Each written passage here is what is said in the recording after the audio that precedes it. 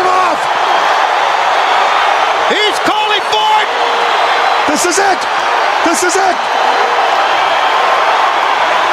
Your career's on the line here. Do it. Do it.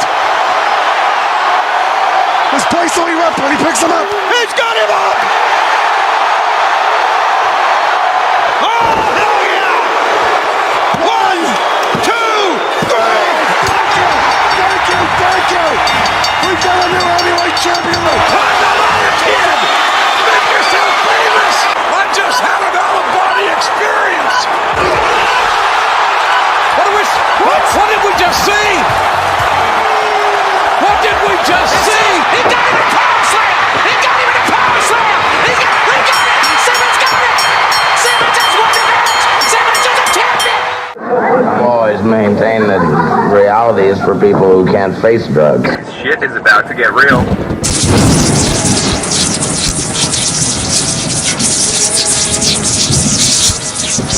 You get to see knee deep. Shit. Look at the stare of the champion against the challenger. What? And now, Straight Talk Society presents Wrestling with Reality. The following announcement has been paid for by the New World Order. It's going to be the biggest battleground in the history of our sport. The biggest match in pro wrestling history. The two biggest superstars in our sport in the biggest event the sport has ever seen. The biggest match in the history of our sport. Trying to run a little scalded dog here. Enough is enough. That's enough. No! Oh, God, that's enough! Stop it! Bam! Listen, it's tougher than a $2 steak.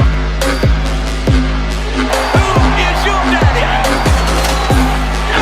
Who's your daddy, Undertaker? Slam! Toe slam! Who's your daddy, Undertaker? Lucifer's lips on the biggest times in the WWE! Somebody stop this! Somebody stop the damn man! Enough's enough! What? The irresistible force meeting the immovable object. Santa's got your grill! WWE Dynamite. Ladies and gentlemen, may I have your attention, please? It's time. Let's rock. I can't do it. We'll do it live. So to escape from reality? We'll do it live! Fuck it! I am reality. Do it live! I'll write it and we'll do it live! Oh, it's live, Hal. Let the slaughter begin! It is now time for Wrestling With reality. I have come here to chew bubblegum and kick ass. And I'm all out of bubblegum. Number one, to be the man, baby! You have to beat the man! Heavyweight champion of the world. The time is now. Reality has become the present, and the final lesson of the pain game has begun because Vader has the PhD in pain. You are gonna wrestle my ass for the world title. You son of a bitch! For what you did, you will have to kill me to keep me from killing you. Woo! The 90s have been referred to as the reckoning with truth. In the 80s, everything was clouded. Nobody ever told the truth. In the 90s, the way to go is flat out. Tell no lies. That's the way we're gonna do it. When you hear something from our lips, truth it may be, and as much as it may hurt, you can count on it being exactly the way that it is. Get in touch with your emotions. Find out what your worst phobia is.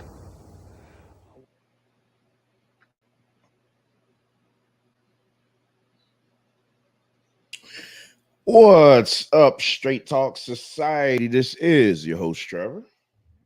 And we're back with another episode of Wrestling with Reality. And I'm joined here by producer extraordinaire Venkat. What's going on, Venkat? What's going on, Trevor? We're Going live. on? We're live, pal. We're live. That's right. That's right. Every time. You know what's funny? I literally just woke up. Oh, really? Because I left work early because I wasn't feeling good. Oh. And I got home and I was trying to do a bunch of stuff, set up some shows and try to work on some things. And by the time I knew it, it was like 4 o'clock. So I told my wife, I'm like, listen, man, I'm gonna set this alarm. If I don't get up, just wake me up. Oh yeah, MD, I'm gonna put the link in the chat because I definitely need you up here, especially for the Would Things Be Different If. So we have a man, what's going on with my mic? I mean with my mouse. Yeah, we have a great show lined up for you today. You see in the title, Wrestling with Reality, episode 16, AEW Blood and Guts 2023 review. So here's what we're gonna do. We're gonna review the AEW Blood and Guts show. When did it took place? What, last week? Yeah. So Venkat is probably going to want to review the entire show. I'm just going to review the match. Yeah. I didn't see everything, so that's cool. And in addition to that, I want to go over the show from 2 weeks ago on AEW Collision. Okay. The tag team match, which is being touted as the greatest tag team match ever on TV. Now they're taking it further than that. So what? Well, I just saw that you sent me something and it wouldn't even download, but I was looking at the skeleton of it and it was saying that how they've gotten more 5-star matches in WCW and WWE combined, and to that I just say that's subjective. Because the person that's giving out the 5 stars is Dave Meltzer. So no, I'm not I'm saying, oh Lord, Dave Meltzer, he's full of crap. I'm starting to notice. Well, that's the whole star system is his though. That's not the fans aren't giving out these stars, but we so that's why I'm like it's subjective. I mean, I think after tonight you guys are gonna finally realize how I view wrestling. Like, but Trevor, they okay. So they're saying that a company that's been around for 3 freaking years has more 5-star matches than WWE that's been around for 60 years. And I get it. There was that cartoon era and all these other garbage times. I get that. But they even WWE can limp to a great match, you know. Especially when you got people like Macho Man on the roster. And then WCW, now, depending on how you state it, are we talking WCW from 88 to 2001? Are we talking about WCW encompassing NWA and the Crockett's and Mid-South and all that stuff? That lineage that go way back to 1905. But even at the 88 to 2001, come on, man. There's no way AEW. Just so you know, he didn't give. So the match that I say is the greatest match of all time, greatest WCW match of all time is Ric Flair versus Vader from Starrcade. I think he gave that like 4.25 stars. So just so you know the type of dude that we're dealing with. Mm-hmm. So that's the curve that we're grading on here. And you got to understand too, AEW, he gets more because he's in with the Young Bucks and those guys. So they give him all the backstage exclusives so he could so he could keep his newsletter going, so he could write. He gets all the dirt from them. He's not getting dirt from the WWE guys. Right. So it's like, hey, Dave, I'll tell you this exclusive. Give my match a extra star or something. Well, that's like a conflict of interest there. But he's come on, that guy's been unbiased forever. Have you like? Well, not unbiased, bias. No, bias. That's why I don't. That's why a lot of times when you guys be bringing it, not necessarily you, but when they be bringing up like Meltzer and stuff, I'm like, so what? That's one man's view of a show. I see if the star system was something that you had a collective of 200 guys, right? You know, like the NBA has how many writers voting on the Hall of Fame and stuff like that. But if you had a collective, like, hey, what did you think of it? Then I'd take it more serious. But one man giving a review on something, I mean, hell, I've said matches were great that people are gonna be like, that wasn't that good. And I've heard you guys say matches were great that I look at it and I'm like, huh, hence you just don't stay tuned to the nice review, because I'm pretty sure we're gonna deal with that one. But yeah, so I mean, and again, WWE too. WCW, and see, when I say WCW, I'm combining NWA, WCW, because that's when I started watching, has more what I would consider a 5-star perfect match, right, than anybody. And first of all, too, the whole 5-star thing, he recently started bringing that out. He wasn't always giving matches like 5 stars. That's a new thing that he started doing within the past 10, 20 years, you know, as these wrestlers start giving him more behind the scenes, you know, like he gave Kenny Omega and Okada, I think, 6 stars and, you know, stuff like that. And I watched that match and I thought I didn't like it. I mean, I thought it was 45 minutes of just high spot after high spot. I mean, yeah, MD said he's going to jump in the shower and then he'll be on. So real quick though, peace of you guys watching in the clouds, peace of Keela, peace Ricardo. So we're gonna go over the news real quick. There's a couple of news items that I feel like we have to go over. We're gonna go over the news items. I do have a soapbox that I had to get on, and then we'll get into the AEW review, and then I want to do the would things be different if later, but I definitely want to get into the AEW review later on in the show, just because Bones doesn't come free until about 7, and I know AEW is his thing, so he wants to make sure and jump on with that, because he even asked me earlier, were we reviewing the entire show or just the match? And I said I was just talking about the match, because I wasn't paying attention to the show. So Venkat didn't like the gimmicks of wrestling. I don't know what you mean, Ricardo. Venkat didn't like the gimmicks of wrestling. Yeah, he didn't like the cartoon. Okay, yeah, if that's what you mean. He didn't like the cartoon era of not at all. Not at all. Where everybody had to have a job. The plumber, the dentist, the lawyer, the tax man. Hell, boy, Shane Douglas was a teacher at one time, a dean. Yeah, that stuff always. Even in the day, I used to just roll my eyes like, oh my god. I'm looking for like some hits, somebody getting, you know, destroyed in the ring, or some great moves and counters. That's what I was looking for in wrestling all this time. I didn't have time for all that other garbage. You have to sit through those nonsense moments just to get to the good stuff. So what about a guy? So okay, so you didn't like that. So, but what about a guy like gorgeous Jimmy Jam Garvin? I mean, what the hell did I call him? Yeah, but that's not really like on the same level. Like we're talking about Repo Man level stuff, okay. So versus a guy that has his own little character that he cultivated. You know, it's not a generical dump. You know, so the lazy part of wrestling, when they're like, oh crap, I got to be a police officer because I don't have nothing I got going for myself. You know, you would think, but again, Vince catered to kids a lot, man. That was that's he's catered to kids.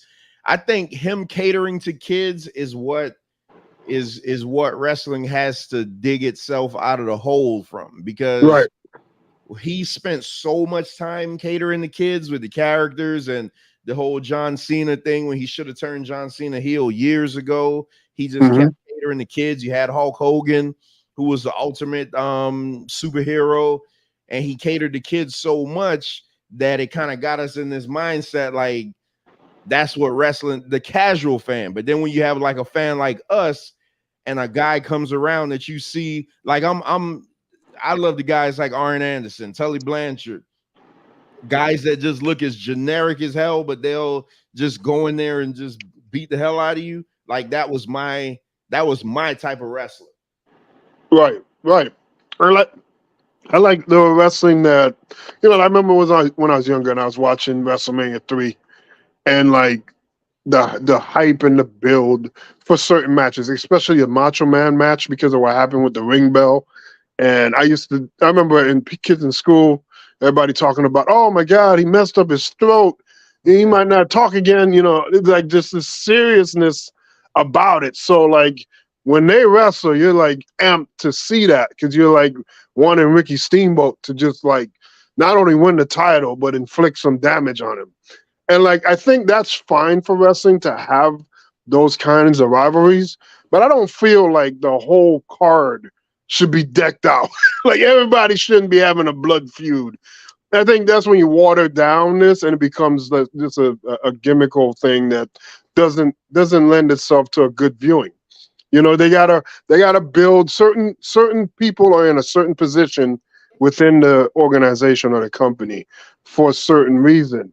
That doesn't mean you can't just go out and have a good match. The Hart Foundations were just wrestling the whoever, and they just had a great match. It didn't have to have, oh my God, you hit my cousin last week at Shake Shack. I'm gonna get revenge from you. Like it doesn't need that. Everything doesn't need that because you're watering down the upper card of like the interesting things that are happening. Like when Rick Rude got caught by Jake the Snake Roberts.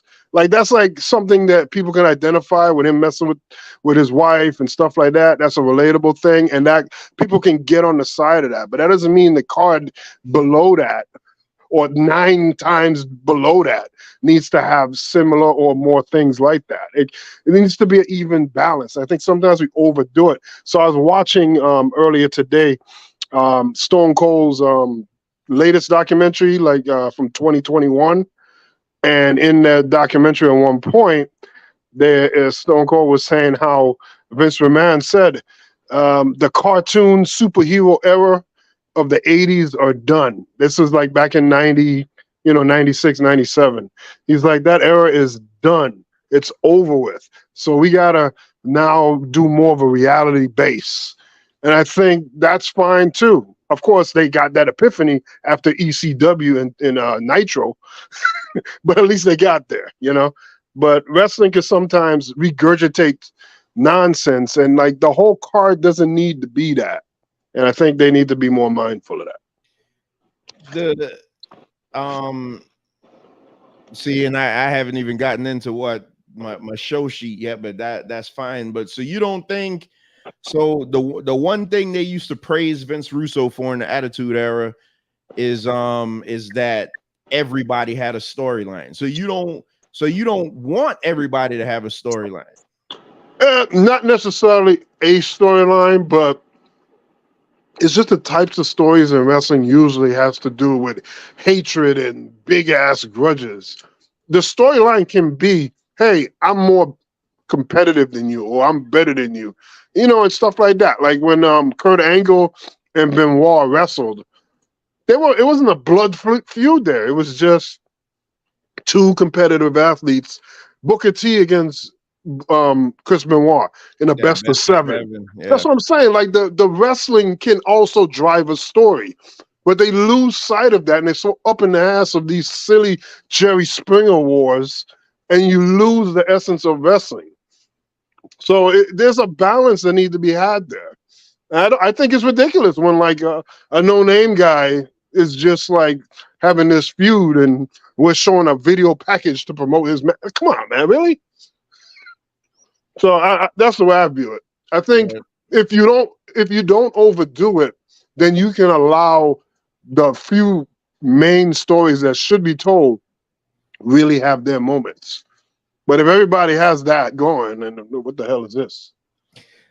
I hear what you're saying, but I'm more so on a storyline driven guy, but I'm not.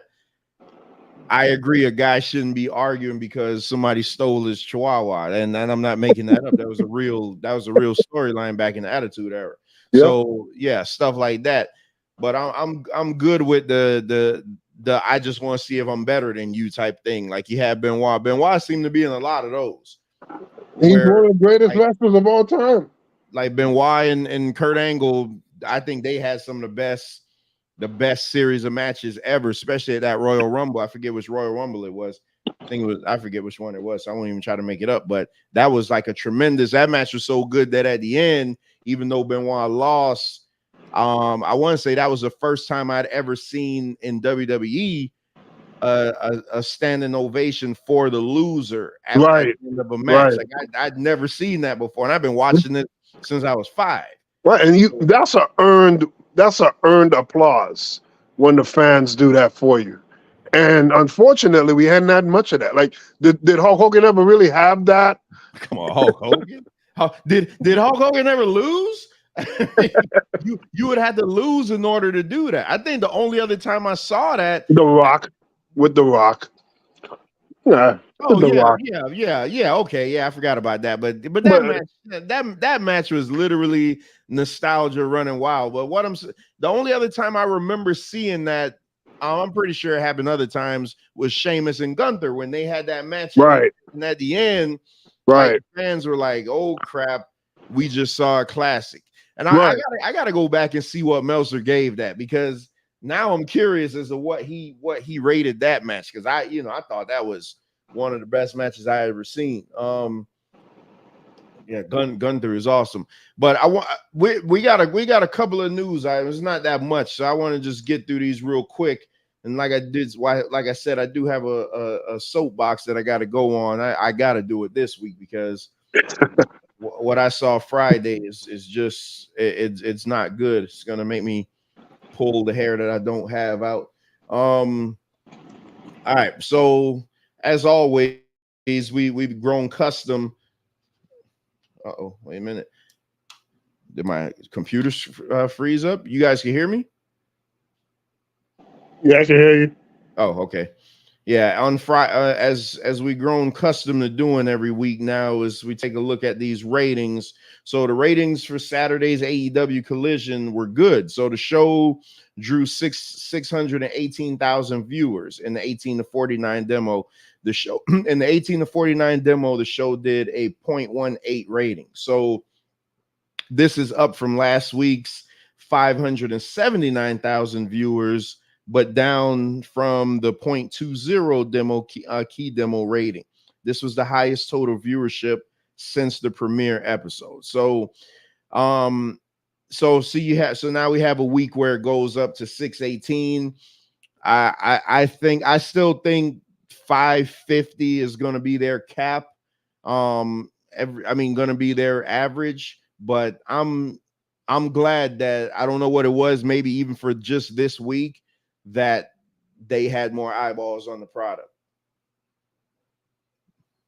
What do you think made people tune in this particular week, or is it just like a fluke or something? I had to look at what was not going on. That's just, you have to see. I don't think they had the competition from anything else, because they've been the victim of running into like baseball and soccer. Like, they've been the victim of just running into other stuff. So maybe this was one of those weekends where there was nothing really going on.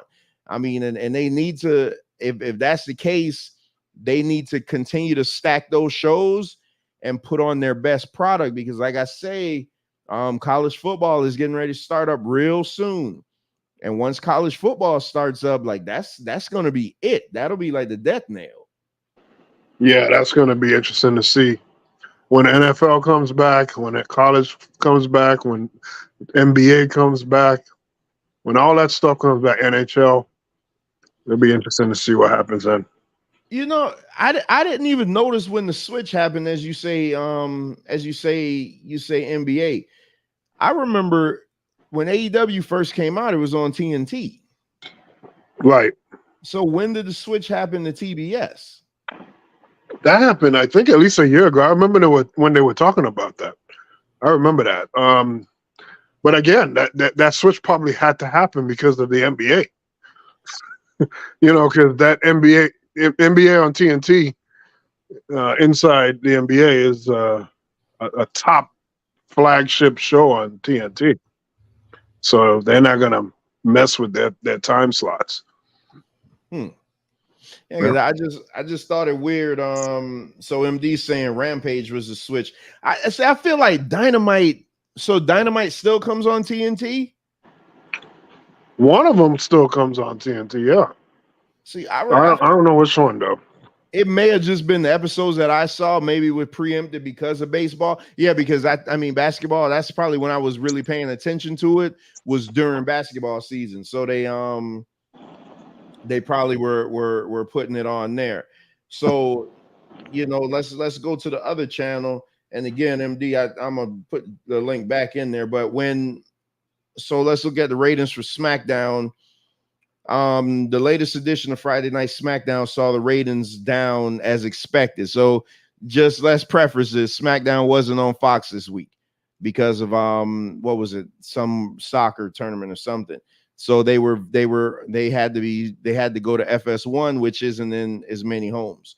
So the show averaged 1.2 million viewers on FS1, which is down from the 2.3 million viewers on Fox last week. So over 1.1 million, so over 1.1 less million viewers from week to week. According to Brandon Thurston of WrestleNomics, in the all-important 18 to 49 demo, the show did a 0.36 rating, down from the 0.62 rating a week ago. So it went down almost a half. But again, this is one of those shows where you can't just say, oh, there was a monumental drop because the show sucks. There's a monumental drop because they're on the station that isn't it's not available everywhere. Yeah, it's not available in as many homes. So the previous FS1 episode did 902,000. So the last time they were on FS1, they drew less than 1 million. So here it is, they drew 1.2.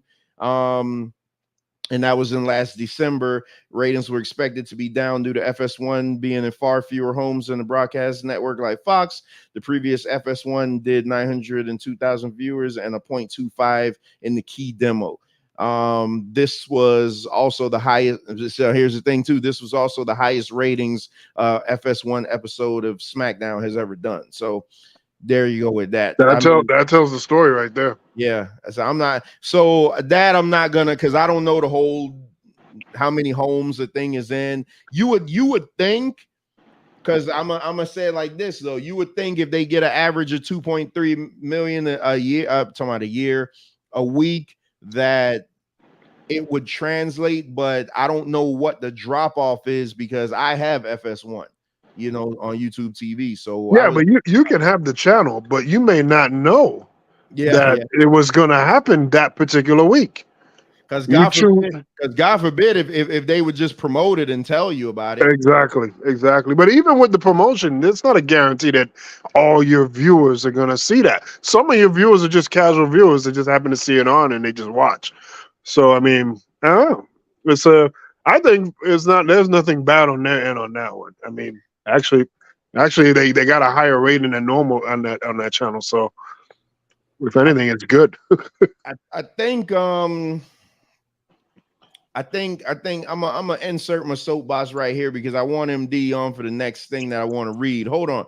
Wait, let me see if there was something else ahead of that. Oh, okay. Let's get into these injuries. So this is per F4W online via Dave Meltzer. Where is it? All right. So Kevin Owens is working with an injury.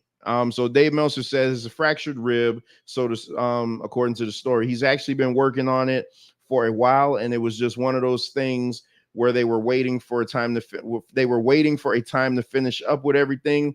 He's going to get rest. I don't know how long, and I don't know what the status of the tag team titles are. I'm sure that will probably be all addressed in the next couple of days, but it is a legit injury. He's been working on a legit injury. So that's the basic gist of the story there. And that's from F4W Online via Dave Meltzer in regards to Kevin Owens, which they did an injury angle over the week this past Monday. Again, I didn't watch Monday Night Raw because I have a lot of stuff to do, and the show Monday Night Raw itself has not been able to keep my interest outside of whatever Cody and the Judgment Day is doing. So I'll tune in for whatever they're doing, and then everything else I don't pay attention to, and whatever Gunther's doing.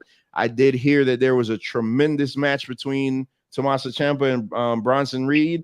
I go check that out, but everything else from what I'm hearing was missable. So that's 3 hours. And plus we did that 4-hour Man Talk Monday show. So that played a big part of it, but I still wasn't in any rush to go. Normally after Man Talk Monday, I'll just start the show from the beginning and catch up and fast forward through the commercials, but there was nothing on there that I felt like I had to watch. So hold on, before let me get through these other injuries and then we'll just talk about them in totality. So there's another injury, another superstar was written off of TV. So tonight on Raw, women's world champion Rhea Ripley was scheduled to wrestle Liv Morgan. However, the match never happened, and before the bell, Ripley beat Liv Morgan down in a way that came across like Morgan was being written off of TV. Ripley beat and Pillmanized,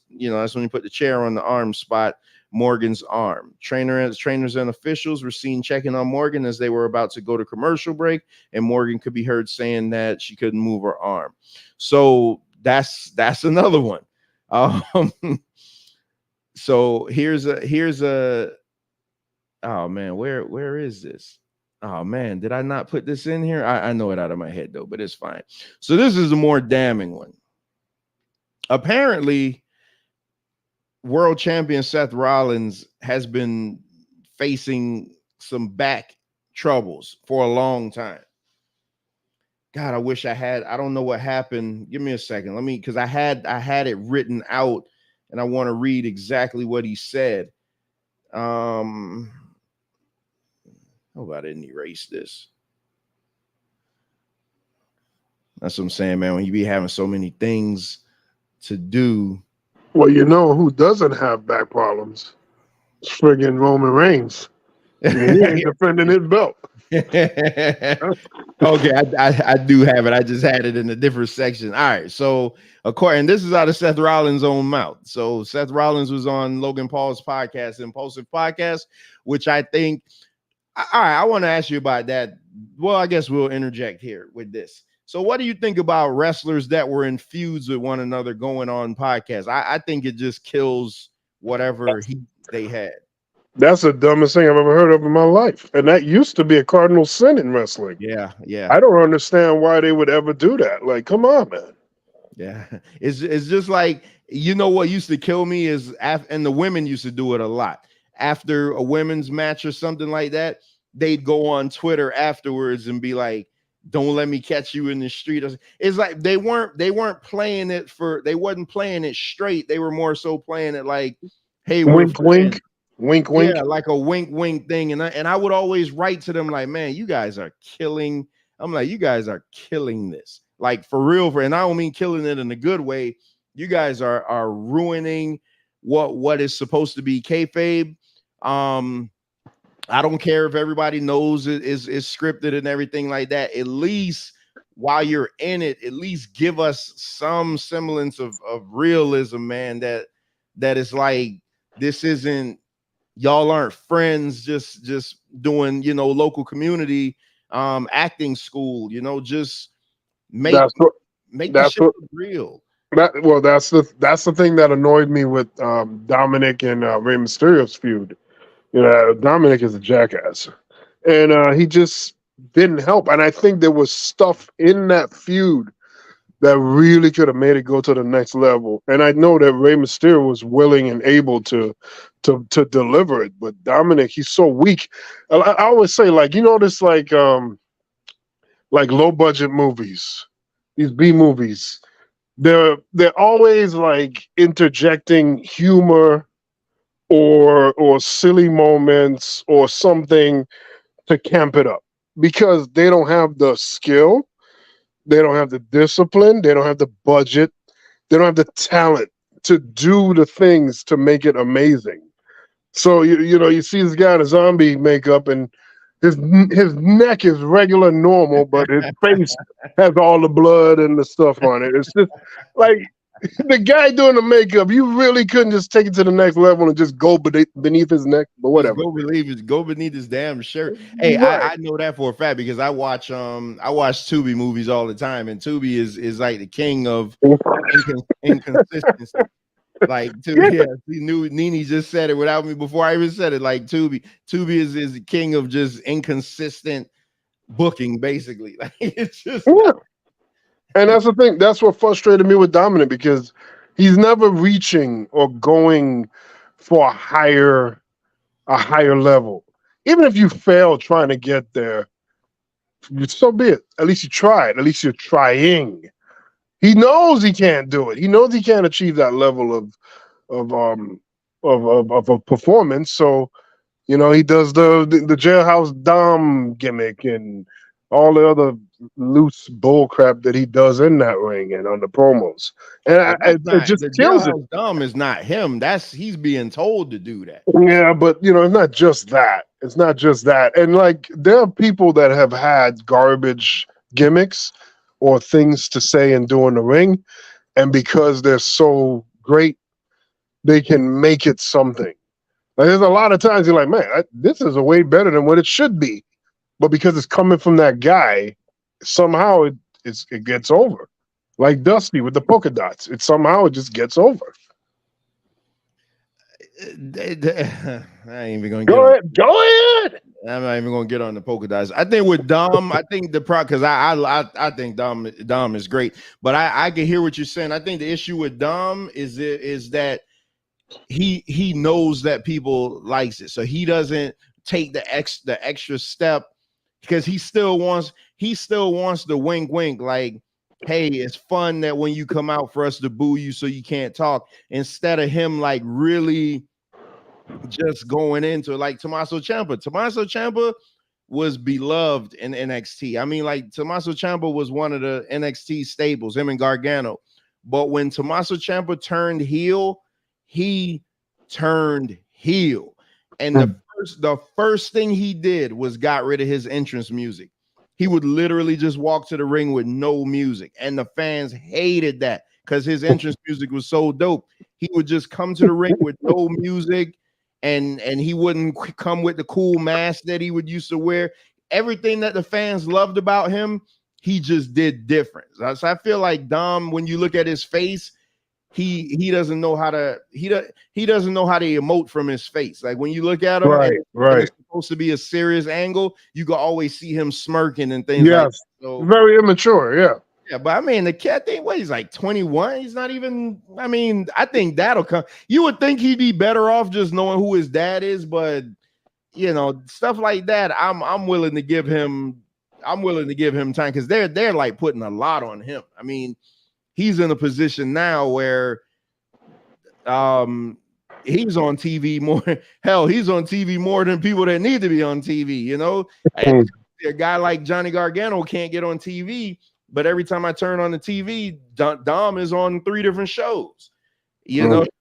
That's ridiculous. But Ricardo's saying, but Venkat, what if that's his shtick? That's what I'm saying. I think I'm telling you, like, no, that don't fly. That don't fly. And that's what I was saying about the zombie movies. Is like with the B movies in general. They don't have the talent to make a good movie. So they just like, oh yeah, this is what I meant to do. This is how it is. It's it's a B movie. And no, it's like you aren't able to make a movie. Because I've seen B movies that I was like, my God, that is really good. Considering the budget, considering everything, they did a really good job. And like we don't get enough of that. He's not reaching for the stars like Jay Briscoe. He's not reaching, man. But just so y'all know, Venkat is an elitist, though. I'll tell y'all, this overlay. This is probably the 10th overlay in a month that he sent me. So this not the guy that you want to be trying to say that you're doing your best with, because this dude nitpick every little thing to the T. But so they bring up Tubi. This is real funny. On a Tubi movie we were watching. We were watching a movie where I forget what it was, but this lady was selling a motorcycle, and someone came to buy the motorcycle. They drove off with the motorcycle. We watched them exchange the money. They drove off with the motorcycle and drove around in the cul-de-sac so they could get back to the main road. How about the editing team was so unskilled that during the turn and they were driving off, you see the same damn motorcycle sitting there that we just saw get driven off. It's like classic. It's like with Tubi, man. With Tubi, they're getting a lot better now because they're getting more mainstream stars on their shows. But the old classics, like when I started watching them a couple of years ago, man, you literally would pick out where you could see the boom mic coming down, and like the 70s movie. Man, Tubi. You ever seen Black Dynamite? Black Dynamite. I know the name. You gotta check out Black Dynamite. It's awesome. It was made in 2009, but they film it like it was made in the 70s. And all those tropes that you talk about, boom mic. Sometimes you're in a fight scene and you're fighting a black guy, and when the punch happens, it's a white guy you end up seeing get punched. It's like the freaking car went over a cliff, and then it just landed on the ground, and then all of a sudden it just blows up. One time the car didn't even hit nothing, and it blew up. Like everything just blows up. Different cars, even though it's supposed to be the same car. It's like weird stuff like that. Perfect. Everybody should watch that damn Black Dynamite. It's awesome. So it's like watching the Dolomite movie then, pretty much. Better than Dolomite, but yeah, it's the same stuff. What's up, MD? Yeah. Peace. Oh, y'all talking about movie? Hey, they coming out with Outlaw. What is it? Outlaw something black. With pretty much the same cast. Tom Warner is holding Black Dynamite hostage. Yeah. So they wanted to do Black Dynamite 2. But instead, they're doing the Outlaw Johnny Black movie, which is the same cast, same premise. It's just a Western now. Wait a minute. So when does this come out? In a couple of months. I just saw the trailer today. Actually. Well, I'll never go to the theater again, but I'm not supporting I won't either. Yeah, I don't think it's gonna be in theater. I'm pretty sure it's gonna be streaming somewhere. Yeah, that's when I'll look at it. Yeah, look it up when you get a chance. Outlaw Johnny Black. Man, we went to the movies. We went to the movies a couple of weeks ago. Just the three of us. That shit was over $100, man. Just the three of us. I remember you could go to, man. I remember $20. Or you on a good date at the movie theaters with $20. I'm talking about tickets, popcorn, drinks, candy, everything. Cinema is dead, man. It's a wrap. Yeah, it's over. It's over. And then with this strike that's coming out right now, man, it's friggin' Warner Brothers and whatnot. They're saying that they're trying to just let the people that are striking, the writers and the actors that are striking, just waiting them out so they won't be able to pay their mortgages or their rent. And when all that stuff creeps up on them and they start choking out, maybe then they'll be desperate and come back to the table. But that's just horrible, man. That's bullshit. See, so here we go with how you derail a show. But I'm interested now. What do you guys think about? What do you guys think about this writer strike? Okay, so first of all, so I've been seeing lately on Instagram a lot these actors and actresses posting these videos. I wouldn't necessarily say asking for sympathy, but I think they are asking for sympathy. They're not. Can you what do you guys think about what's going on? Like millionaires now not being able to make. But that's the thing though, Trevor. It's not that. Like the big time actors, it represents like 2% of that of that organization. As far as the writers and the actors guild, it's like 2%. Like the big stars that make all the money It's like representative. Usually, it's like the people you're not thinking about, like the guy that has that one line in a movie. That's an actor. That's a whole actor. He has to go from set to set to set, and he has to live off of whatever they decide to give. They showed a lady that's from Orange Is the New Black, who made an appearance on that show, and she showed her residuals. It shows all these different times she worked on episodes, and on the bottom it said 27 cents because of the way the streaming. You know, like how streaming and music, how rappers aren't getting and music people are not getting anything. They're getting pennies on the dollar. You know about that with how they distribute. They distribute all this the podcast money. Oh yeah, that's what I'm saying. It's the same kind of stuff. I know. So I mean, for a person to get a whole 27 cents for work on an actual thing, I was getting $10 for every like 1,200 downloads. Man, that's crazy. And I think that's why it's important that they get out there and they talk about this, because like you would be, even I would think that like you made it if you're on a big time show, a popular show, you made it, but not really. Those actors don't get what you think that they're getting, and they could barely pay their rent. So they're living check to check. You know I'm a free market capitalist, man. Hold on, MD, hold on, because I'm gonna say something. I'm gonna need you. Hold on. So because we know Venkat is power to the people, Mr. Socialist.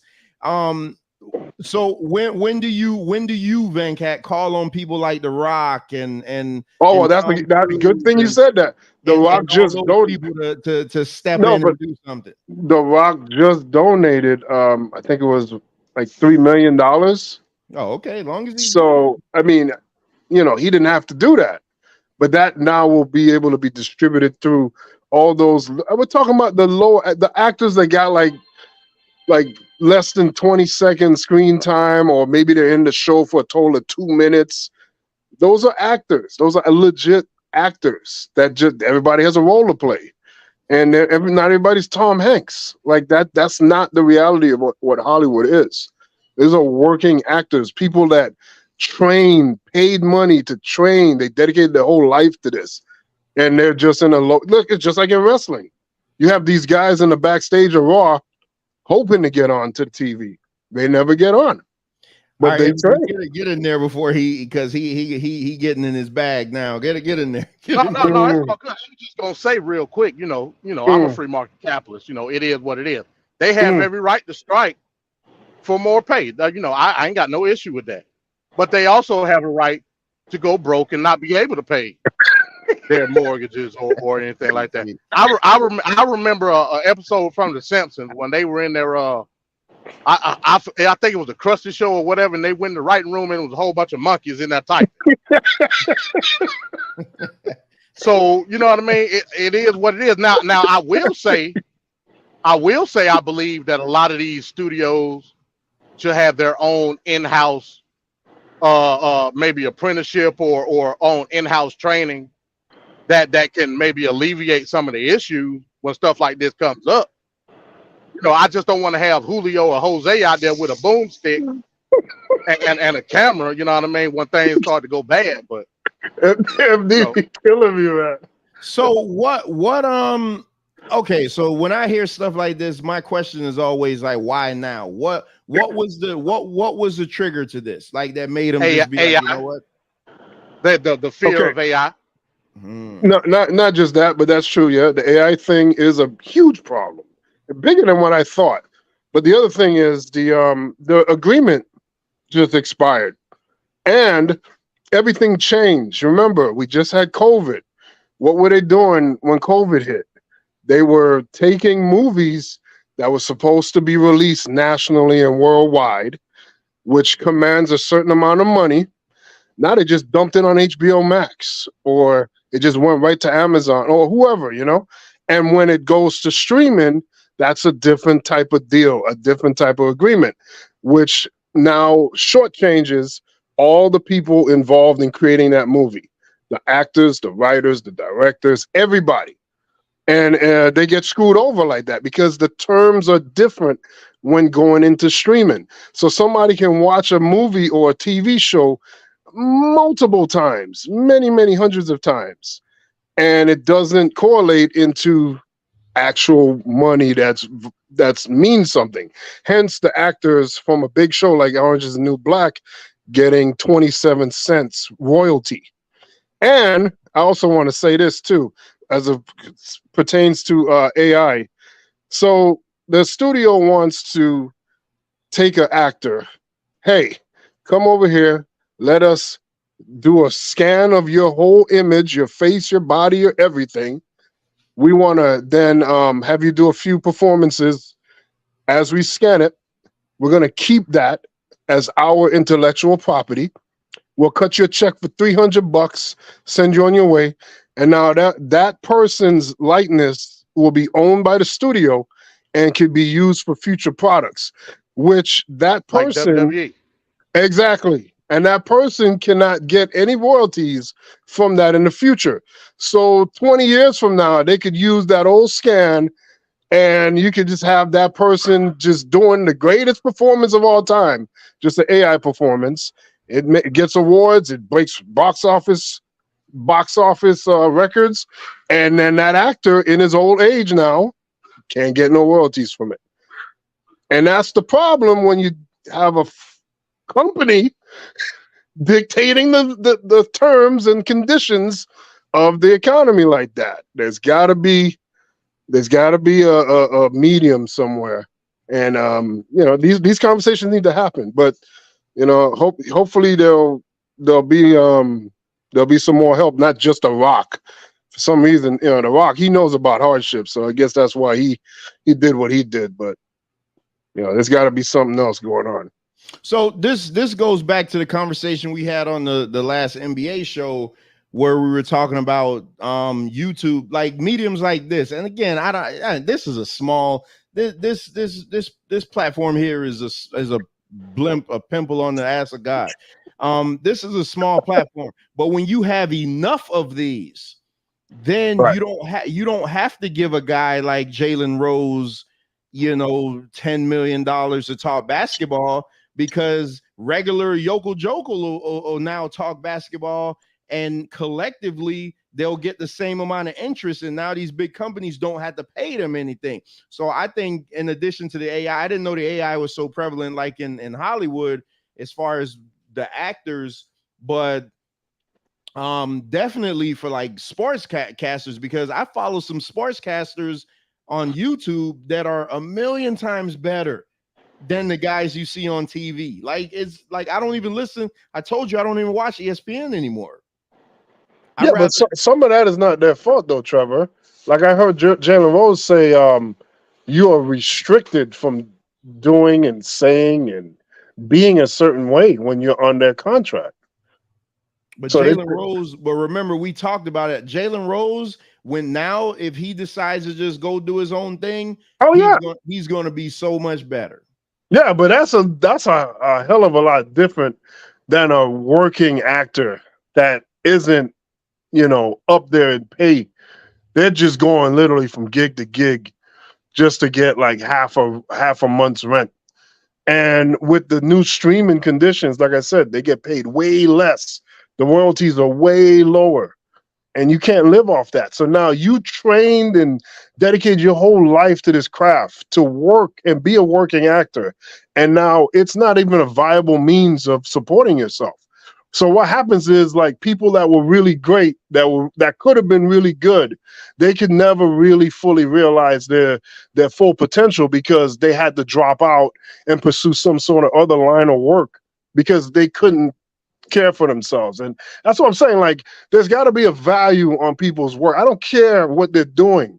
My time command a certain amount of pay before I even do anything, no matter how good or bad I am at anything. Just my time and attention. That alone, you're taking me away from my family and whatnot. You're having me here for hours on end to do something for you at a job. That commands a certain amount of money immediately. So they got to negotiate it to where it's a livable wage, We're talking about going out to Vegas every weekend type money. Get them, MD. Get them. We're talking about how can you have people do performances that are crucial and vital to the entertainment industry, but we feel a need to not pay them a wage where they could live off and build from that. They can't even build. It's not sustainable. What's crucial and vital about TV and movie? All right, so get them, MD. Well, first of all, don't hold on. Don't let Venkat dominate this okay, conversation. I'm listening. Go ahead. By the way, this is a preview of the type of topics you'll hear at Papist Politics. Just want to put that in there. The show that Trevor has been strangleholding since its inception. Mike, wait a minute, what? He's saying you've been holding it down, man. You ain't trying to see. He did a Vince McMahon. I take my competition by the throat and you suck the life out of it. You believe that if you want. Hey, I want everybody to be able to eat over here. So you believe that if you want. Yes, Vince. Yeah, Mike, the link is in the chat. So hold on, we're gonna get because we got to get back to the show, but I'm very enjoying this. We got 6 more minutes left on this topic. So Mike, if you want to jump in, now's the time. Get them though, MD. Get them. Hey, yeah. I'll say real quick. Nobody's making these, and you just gave a great example of Trevor with Tubi. Like it's other outlets out here that are thriving because of streaming. Streaming is a big deal for a lot of people now. Like we just got finished saying, the movie industry is done. In my eyes, it's done. You know what I mean? So it's opportunities. Who's not to say some of these actors with influence can't open up their own studio and do their own thing. So I'm not just going to put it all on the monopolized companies, MGM and Warner. And who gives a damn? Like, you don't have to work for these companies. There's plenty of other opportunities out here via streaming services. That's what I'm saying. So a lot of big time actors are now going to Tubi. That's all I gotta say.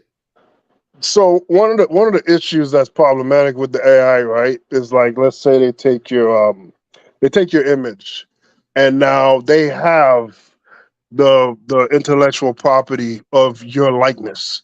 So now you're like, okay, Warner Brothers did it to me. I could just go to Paramount, or I could go to MGM, or I could go wherever, right? Nope, because they own your likeness. So nobody can have your likeness as far as hiring you. You can only be utilized through that company. Let's say it was Warner Brothers that got and paid for your likeness that one time. So they pay a one-time fee, and then you move out your way to try to go into a different organization or a company, and it doesn't work out that way for you. So you're essentially that's not without true, a job. That's potentially what will happen with AI. That's potential. So it's actually an article out that discusses the very thing that you're saying. So basically, they're saying that the studio can own the likeness of the character, not the person. Now the character itself may be tied to that individual, but you can still go work as other characters in other places. But MD, they're taking your likeness. You're not playing a character. They once they take that likeness, they can say 10 years down the road, hey, I'm gonna put this image in this or this person in this movie in this particular character. Then they could take it like 20, 40 more years from now and put it into something else. They have your likeness. The likeness is tied to the character though. Give you an example. You remember the Mandalorian where they CGI'd Luke Skywalker. Yeah. That's the likeness. Yep. It's not tied to what's his name, y'all. What's his actual name? The Joker. Mark Hamill. Mark Hamill. Yeah, Mark Hamill. Yeah, it's not tied to Mark Hamill, but Mark Hamill is tied to Luke Skywalker. If that makes sense. I get what you're saying. But the thing with the wording is it's so wide open, it can be interpreted many different ways. And that's what's problematic. And that's why the strike is important, to establish a set of rules.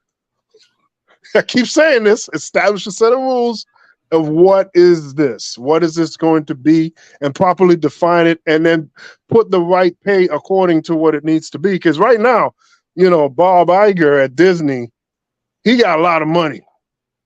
And on top of that money, he got a lot of bonus. And you got people that are in Disney that don't. I mean, why is Bob Iger getting 400 times more money than the lowest paid person in the Disney company? Why does he need to have that much of a difference? In the 1990, the CEO's average times difference was 30 times. That is egregious by itself. This nigga is at 400 times. I'm sorry, 400 times. So Venkat, that's every workplace ever, though. Like that's not acceptable. That's not acceptable. It don't sound good, but that's the law of the land there. That is not the law of the land. Trevor, that's typical communist speak that he's saying. No, I'm not. But how can you be so comfortable with somebody finessing that amount of the profit? Again, Bob Iger doesn't know how to animate, act, edit, produce, program. He does not do none of that. He just stands to the top. What would happen if everybody just stopped working? They have that right to do that too. Yeah, well, they're doing it right now. Venkat, read this comment. Read this comment from Ricardo. Okay. What's the big deal about that? So I don't get it. Of course you don't. I don't get it.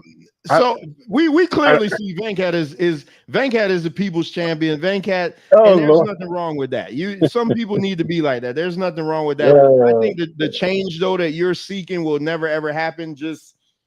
But why are we okay with one guy commanding so much of the revenue to a shared and collaborative art form? It doesn't take one person to make a movie. It's hundreds of people. Why are we okay with one guy? Initial investment. Huh?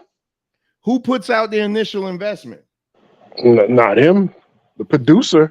I'm just saying, who manages the investment?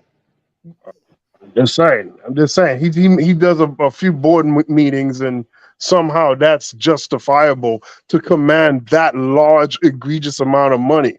That makes no sense. And on top of that, you got a bonus on top of a bonus, failing upwards.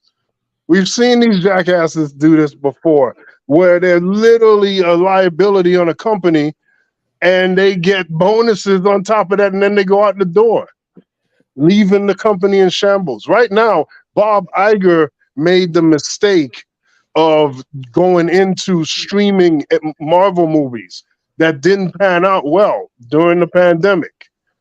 That's their issue. That's their fault. So ESPN guys got fired and laid off because they're trying to make back the money that they lost from the pandemic.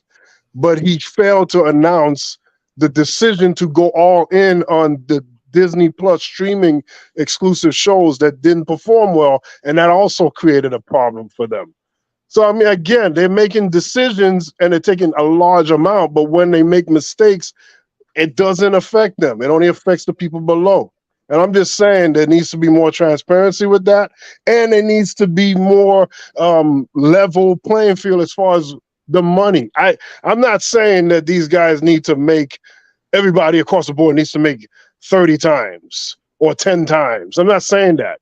But 400, I mean, why not go 401? Why stop at 400? Who polices that? That's the problem. Exactly. That's a great point. And again, it goes back to that's where the government should have came in.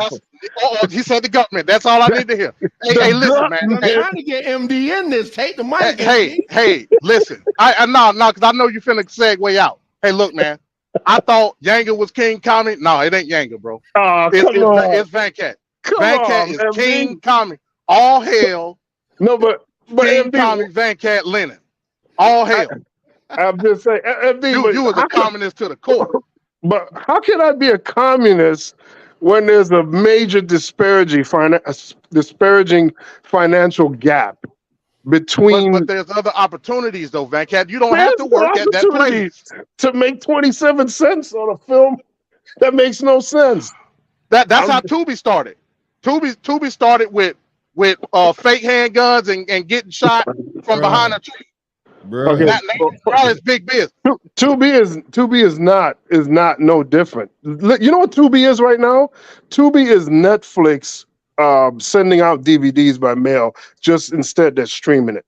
Tubi is doing the same thing Netflix started out doing. That's all they're doing.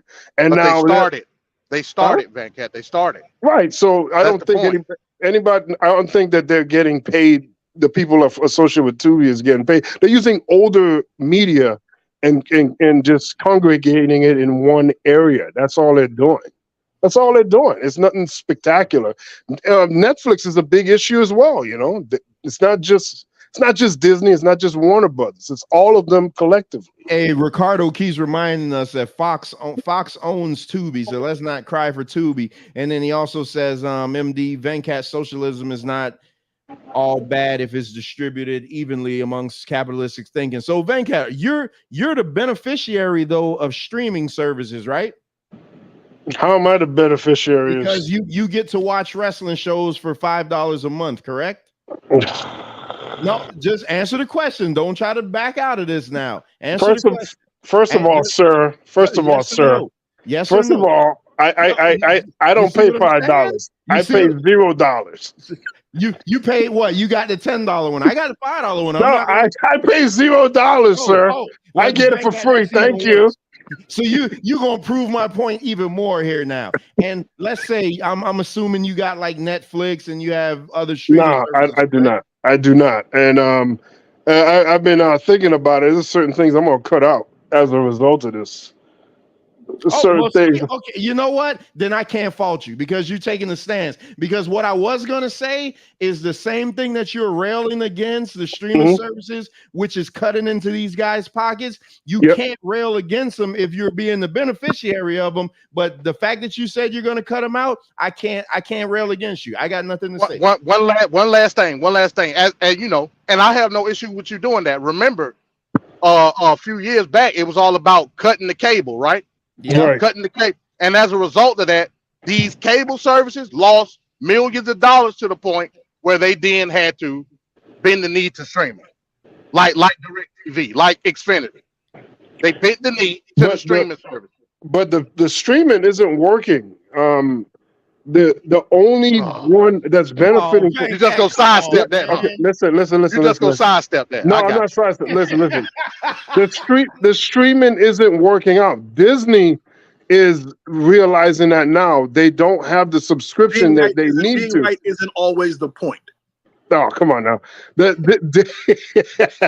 Disney right now is feeling the pain so much so that they're not even like, for instance, they just came out with the exclusive Disney Plus show, Willow.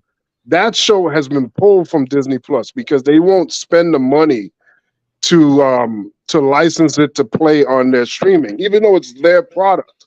They don't want to pay the residuals. So they just pulled it off the thing. And they're pulling off different content off of Disney. This is a known thing. I'm not making this up. This is literally was in the news like 3 weeks ago. It has not worked out for any of the streaming services except for Netflix. And Netflix had to go through hell to get to that point. That's the only one. So what they did was a calculation that rather than figure out a better, more efficient way to do cable and maybe get the price more competitive for consumers so they wouldn't go elsewhere, they just said, no, we're not going to reduce it. We're just going to go to streaming.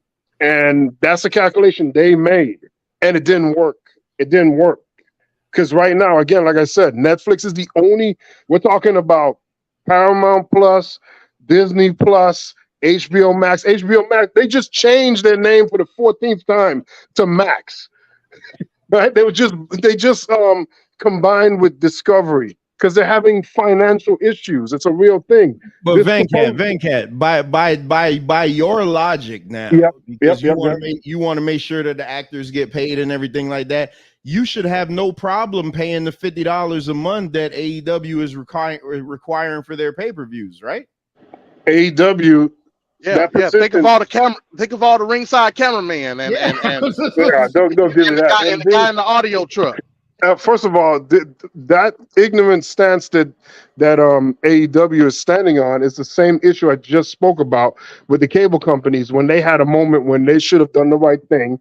They should have made their pricing more competitive, and they should have offered different subscription packages or whatever it needs to be. They didn't do that. They went over to streaming thinking that they had a pot of gold heading there, and they've now found out that didn't work out. It's the same thing with AEW. Standing on that $50 garbage that they're doing, they're going to find out that that is not the right way as well. But all these companies that are holding out on not giving up money that they think they earned, they're finding out they're going to have a harder time down the road once it's all said and done. All right, Trevor, get to the back to wrestling, man. All hail, Comrade Van Cat, man. Let's go. Oh my God, Jeffy, why do you pay me like that? Van Cat, you got well, because I just thought that was tremendous. You got some more homework you got to do. You got to clip that one out too. Speaking of clipping, y'all make sure and check out the Chris Benoit edit that I just uploaded on the channel. So all right, let's somehow get back into this. So what I was left off on was Seth Rollins. So Seth Rollins was on the Impulsive podcast, which is Logan Paul, Seth Rollins' WrestleMania opponent that he had a blood feud with that knocked him out twice. Let's not forget that. And this is Seth Rollins' words. My knees been bugging me since before WrestleMania. I was having issues with that. My neck's been acting up. My lower back has been at me since 2019. Probably should get some surgery on that, but trying to just do whatever I can to make sure I don't need it because I have a couple of stress fractures back there. So basically he's saying if they cut him open, they're probably going to find some more issues. I've done a couple of stem cell treatments and found that they were temporarily helpful and I wasn't taking time off. So I wasn't just idling while I was on the stem cells. So that's why it didn't work.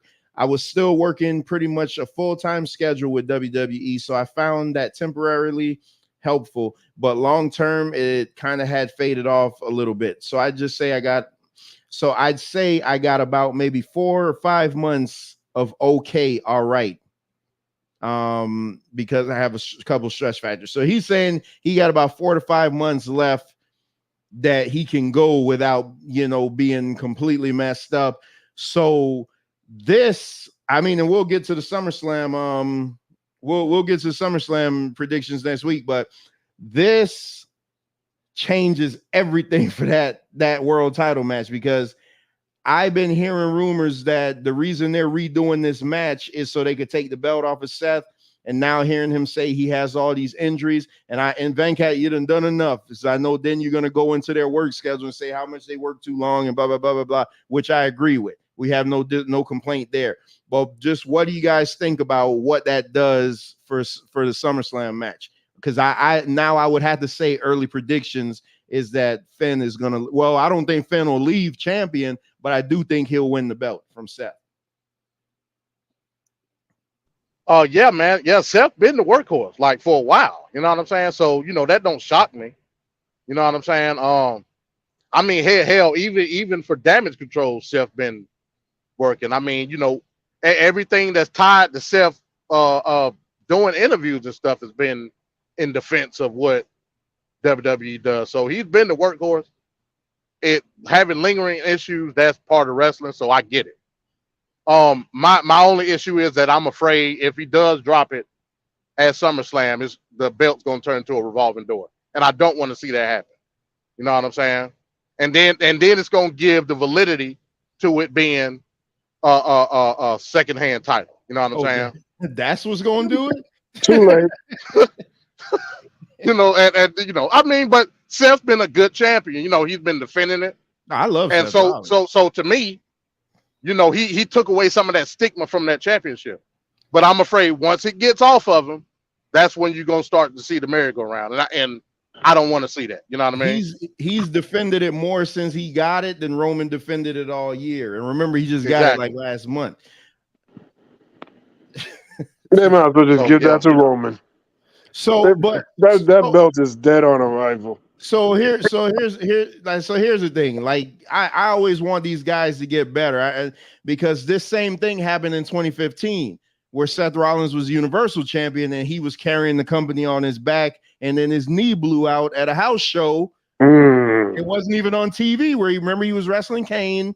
They did a table spot and his knee buckled on him, and he was out for over a year.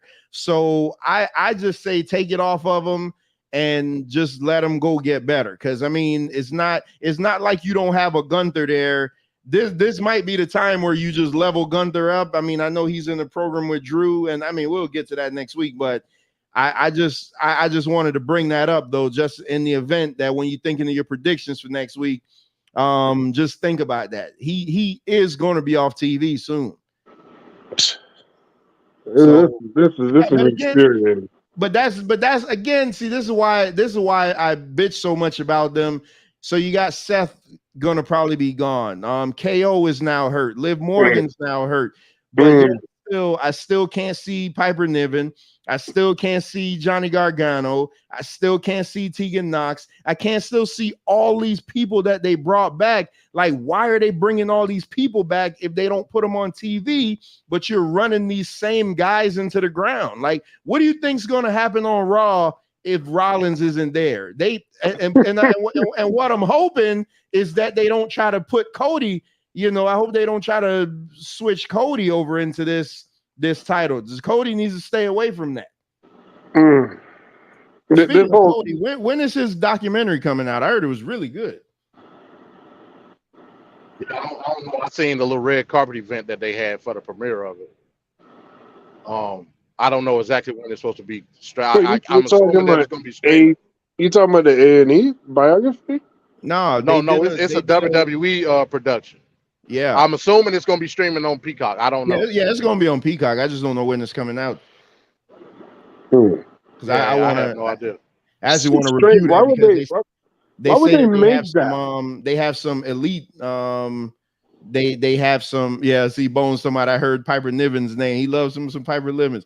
But they have some AEW footage in there. AEW allowed them to air some footage. Apparently, from what I heard, everything that people that have seen it said that it's like literally is no holds barred, and he talks about doing everything like the All In show and all that stuff. So I can't wait to see it. Might have to review that. So here's one. This is why I really wanted MD. So two things I want MD up here for. What would things be different if? And so now this. So last week we were talking about Goldust. And July 31st, Trevor. It's coming out July 31st. Yeah. All right. So last week we were talking about Goldust, and so it's just funny as I'm going through the news items that this would pop up on my. See, they always be listening. They be listening. So somebody did an interview with Ahmed Johnson. I forgot who this was. I'm saying who did the interview, not Ahmed Johnson. I used to love Ahmed Johnson, but somebody did an interview on Ahmed Johnson, and he was asked a question about Goldust kissing him. So here's his direct quotes. He said, well, the idea was he's supposed to take his hand and cover my mouth. And you see, kiss his hand instead of my mouth. But he thought he was going to do a ha-ha and he was going to kiss me for real. And I was like, you got to be kidding me. And it was live TV, so I couldn't get up and do what I wanted to do because we had the script already. And I was like, well, all I can do is get back at him. So Goldust basically went into business for himself with the kiss. I just found it funny that we were just talking about Goldust last week, and then somebody did a Ahmed Johnson interview. What, like, think about that though. You talking to this guy in the back, and you're like, hey, we're gonna do this kissing scene. Clearly, Ahmed Johnson is already against that. And isn't Ahmed Johnson dead already though? No. Damn, fat cat. No, I'm serious. I'm dead serious. No, he big and fat now, but he about 800 pounds, but he ain't dead. I could have sworn he died and everything. No, he's still around. But you're gonna do this with this guy, and it's like, and he takes liberties because I can see it. You're supposed to put your hand over him and kiss your hand, no harm, no foul. But the fact that he straddled him and then kissed him, That's crazy.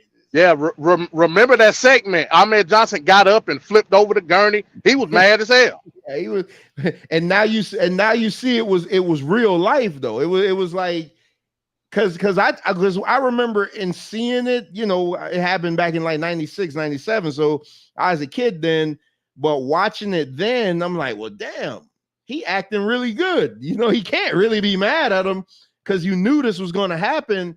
But come to find out, no, you didn't know it was going to happen. So, yeah, I think it was a real, but that was Goldust wanting to be that character and make it real. You know what I'm saying? I think it was half and half. But yeah, he ripped him. So now, had Ahmed went off and hurt him, who'd be at fault there? Vince would have got in his ass because, like I said, Goldust was over. You know what I'm saying? So I mean, he would have had every right. Don't get it twisted, but Vince would have railed into him. And in this interview, it went on to say that and I didn't clip that part just because I want to get into another story of who was supposed to be champion, and I don't want to take away from that. But this, Ahmed said that he was promised that belt. But Shawn Michaels vetoed it. Oh boy! But so now every time I haven't listened to Bruce Pritchard in a while. Does him and Conrad still do the podcast? I don't know. I haven't listened to him about a year.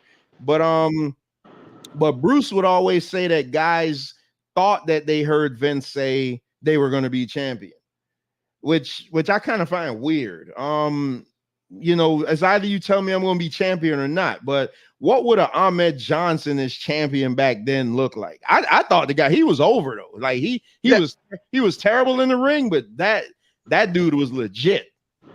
Well, first of all, I don't believe that because remember Bruce Pritchard was on the writing team at that time with Cornette and Vince Russo. I don't believe what he's saying. If they promised it to him, they promised it to him. Then they backtracked it. So whatever Bruce Pritchard talking about, he lying. I could see it because they made a whole big deal out of him being Intercontinental champion.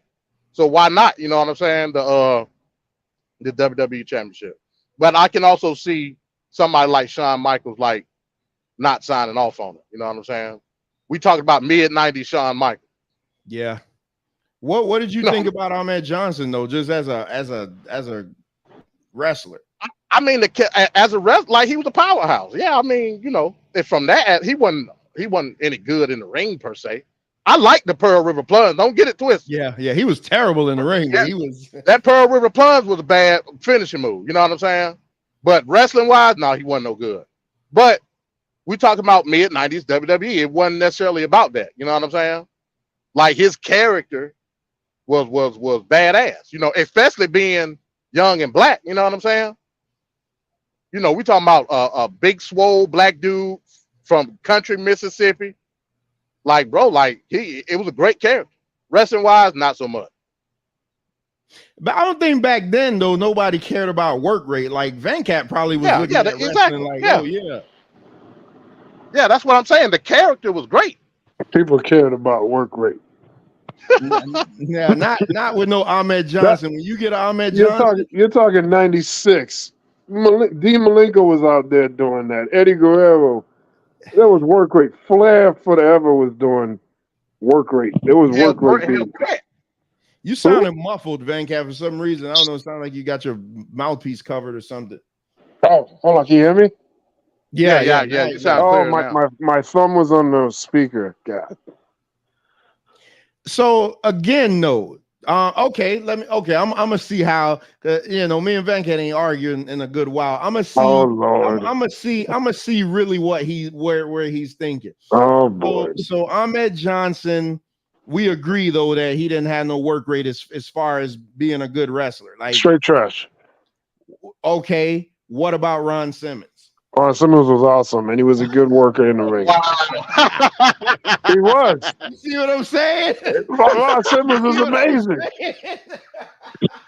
Come on now. Don't even try Ron Simmons. Ron Simmons was way more athletic than Ahmed Johnson. I'll give you that. You see what I'm saying, though? You see what I'm saying? I see Mike drinking his haterade over there. I don't know why Mike hiding anyway. Where Mike at? No, I think he trying to get in, slide in some cheeks, according to what he was saying. Yeah, whatever. First he faked the injury, then he faked the sickness. Now he ain't here. Where's Mike at? Might need to walk that out right now. Boy, Venkat is boy, you in rare form today. Let's keep it coming. Let's go at it. Venkat. Yeah, all right. Yeah, Ron Simmons was way more athletic than Ahmed, but still. Could Ron Simmons Okay. Venkat, do you remember the match with Ron Simmons and Hacksaw Butch Reed when Doom broke up? Yep. That was a terrible match, right? Let's see if we can be honest about that. It was not a terrible match. Not a terrible match at all. Was it one of my favorites? No, but on the night, that was Super Bowl 91 in the cage. That was a fine match. It wasn't horrible or anything. It was fine. They let Butch Reed take too much of that match. So he took like 90% of the match, and Ron Simmons only came back with that power slam. I mean, that's how it should be. I mean, Butch Reed is the veteran there. I mean, he is the guy that should lead here. Yeah, and it was times. It was times where Ron Simmons looked good compared to another person in the tag team, like him and Too Cold Scorpio. That was a good tag team. Oh yeah. Because it was power, and then it was the speed and agility with Too Cold. So it looked good meshed together. But on its own, like I said, it is what it is. You know what I'm saying? But it did what it was supposed to do. Just like I remember that team. Y'all remember Too Cold and Ron Simmons? That's how Too Cold debuted on Clash of the Champions. I do not remember that team. Why can't I remember that? Bro, they didn't tag often, but that's how he debuted. They were going up against. Yeah, they were going up against the Barbarian and Cactus Jack on Clash of the Champions. So they didn't. Too Cold. I for some reason I'm thinking Too Cold debuted with Marcus Bagwell. No. That's a whole year later. Him and Bagwell was like 93, but Too Cold debuted in 92 with Ron Simmons as his tag team partner, because Ron Simmons had an issue with Cactus Jack and Barbarian, so he needed somebody to help him out. Speaking of putting all the black guys together, I don't know what's going over on SmackDown, but Bobby Lashley has just randomly been showing up talking to the Street Profits and Cedric Alexander and hey, listen, if they gonna start an all black ass kicking crew, I'm here for it. I ain't even gonna lie to you. Bring back the Hurt Business, man. I like the Hurt Business. If they're gonna start an all black ass kicking crew where they just come out and just beat up everybody, I'm here for it. Like they should start with Roman. Why they don't have a Roman Reigns Bobby Lashley feud, I don't know. So let me just get in there. This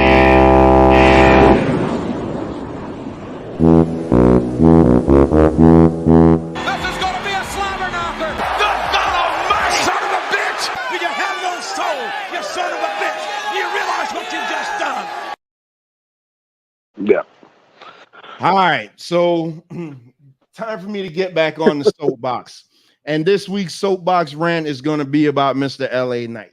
So WWE, you have a serious problem on your hands, because I see that they are hell bent on doing LA Knight the same way they did Cody Rhodes. Why you guys constantly had to have people earn it is beyond me. It's a 40-plus-year-old man. That's the hottest he's ever been in his entire career, and all the roads lead to having him beat Theory for that US strap at SummerSlam. So what does WWE do? They have him lose the Contenders match on SmackDown. And if I'm not mistaken, I think he's the one who took the pin. If I'm not mistaken, he may have not been, but I'm not 100% sure. They have a problem where they like to do things their way instead of letting the fans have that ultimate moment. I don't care what Venkat says. Cody Rhodes should have beat Roman Reigns. We wouldn't have been having this issue right now. Let's take it back further.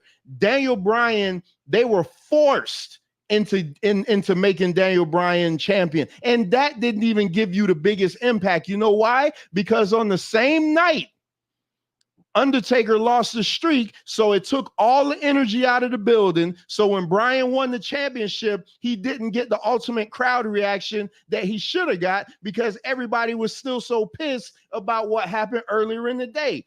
They constantly get in their own way. LA Knight right now is one of the top merch sellers behind Roman, Cody, and then is LA Knight. He survived the Bray Wyatt feud, which was death to him. This guy is the hottest he's ever been. And they're going to cool it off. Guess what they're going to do? Instead of putting him in an actual wrestling match for the United States championship against a champion that nobody likes, why not have him beat the champ, i.e. Chris Benoit beating Orlando Jordan in like 90 seconds at SummerSlam for the same belt, the U.S. title belt? They're going to give LA Knight a talking segment. A talking segment. When you can have him in the ring winning a title and moving on to his next feud. Come on, man. Y'all at some point, you just got to do better, man. This incessant need to constantly give us stuff and then pull it away. Give us stuff and pull it away. It's cute one time, but if you constantly do it, then I'm gonna just be like, boy, you know what? Hell, I'm the LA Knight haven't even won 10 matches, it don't seem, this year. So not only are you pulling everything from him, but now he's losing all his matches too. So why do I want to see a champion that's constantly losing? Why do I want to see a guy as champion that's constantly losing? Why not heat the man up, make him be the champion, the U.S. championship, and give him some juice, give him a nice run? There's a lot of guys over on SmackDown that he could beat, that could fight for that title with him. Like, come on, WWE, man, y'all got to do better. And I know that Vince is back in charge, because if you listen to certain of these beat writers, they're saying that, oh, LA Knight rubs people the wrong way in the back. Oh, but now all of a sudden Vince McMahon likes him now. He didn't like him 10 years ago when he fired him, but he likes him now. And they're just playing the long game. They're like, oh yeah, after SummerSlam is when his push is going to begin. Why not make the push happen at SummerSlam? Like, why you always got to wait? All your top guys are getting hurt. Everybody's going down to injury. Here's another guy that you're just going to keep making us wait. And then what if he gets injured? Then what? If he gets a serious injury in a year, ain't nobody going to remember him. And now you have just wasted and squandered another what could have been. Do better, Vince McMahon, because I know it's all you. The same thing happened to Kennedy too, right? Oh God, the Kennedy story is the biggest tragedy. I blame the medical staff for that, because they misdiagnosed his injury. They said that he was going to be gone way longer. But you know what, Venkat? Yeah, I'm not even defending that, because he was the Money in the Bank. He was the Money in the Bank holder. You get the Money in the Bank briefcase for a year. Yeah, his injury was supposed to keep him out for like 6 to 8 months. I'm not the smartest man in the world, but that's less than a year. Right. But didn't something happen to Kennedy? Wasn't it some disciplinary action where they had him drop that Money in the Bank case? I think. Or that was after the fact, man. But they come on, how many times have they turned the blind eye to Randy Orton? You got a point.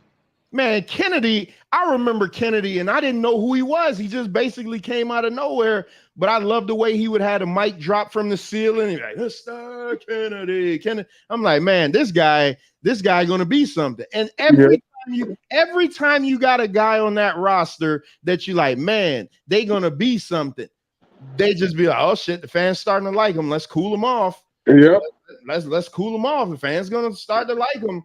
Like, it's ridiculous, man. And LA Knight, the dude gets legit reactions, more than what I could say for 60% of that roster. All right. Go ahead, MD. No, I was gonna say real quick, hypothetically. So He's got the segment in SummerSlam. The next big premium event is Survivor Series. Can he sustain? No, it got to be one before Survivor Yeah, Series. that's November. I'm talking about it.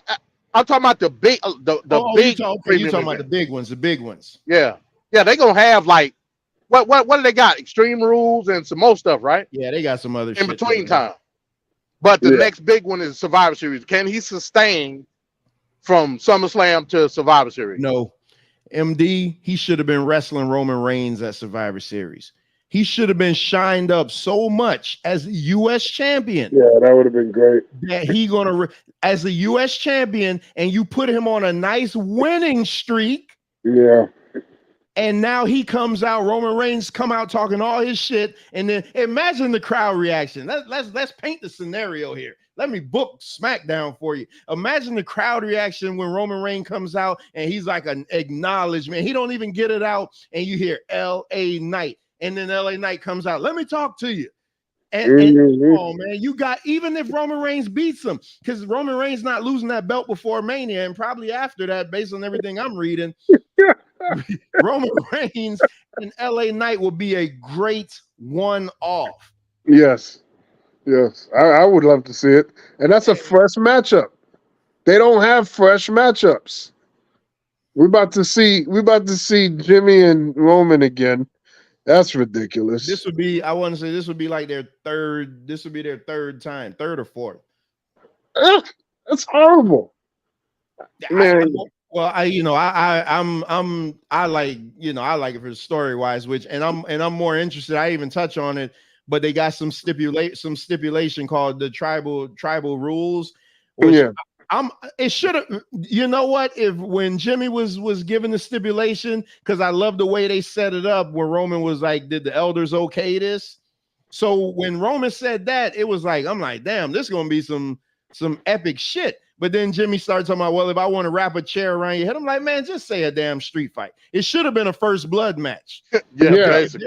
If they're the bloodline, it should have been a first blood. That would have made perfect sense. Oh my God, that would have made perfect sense.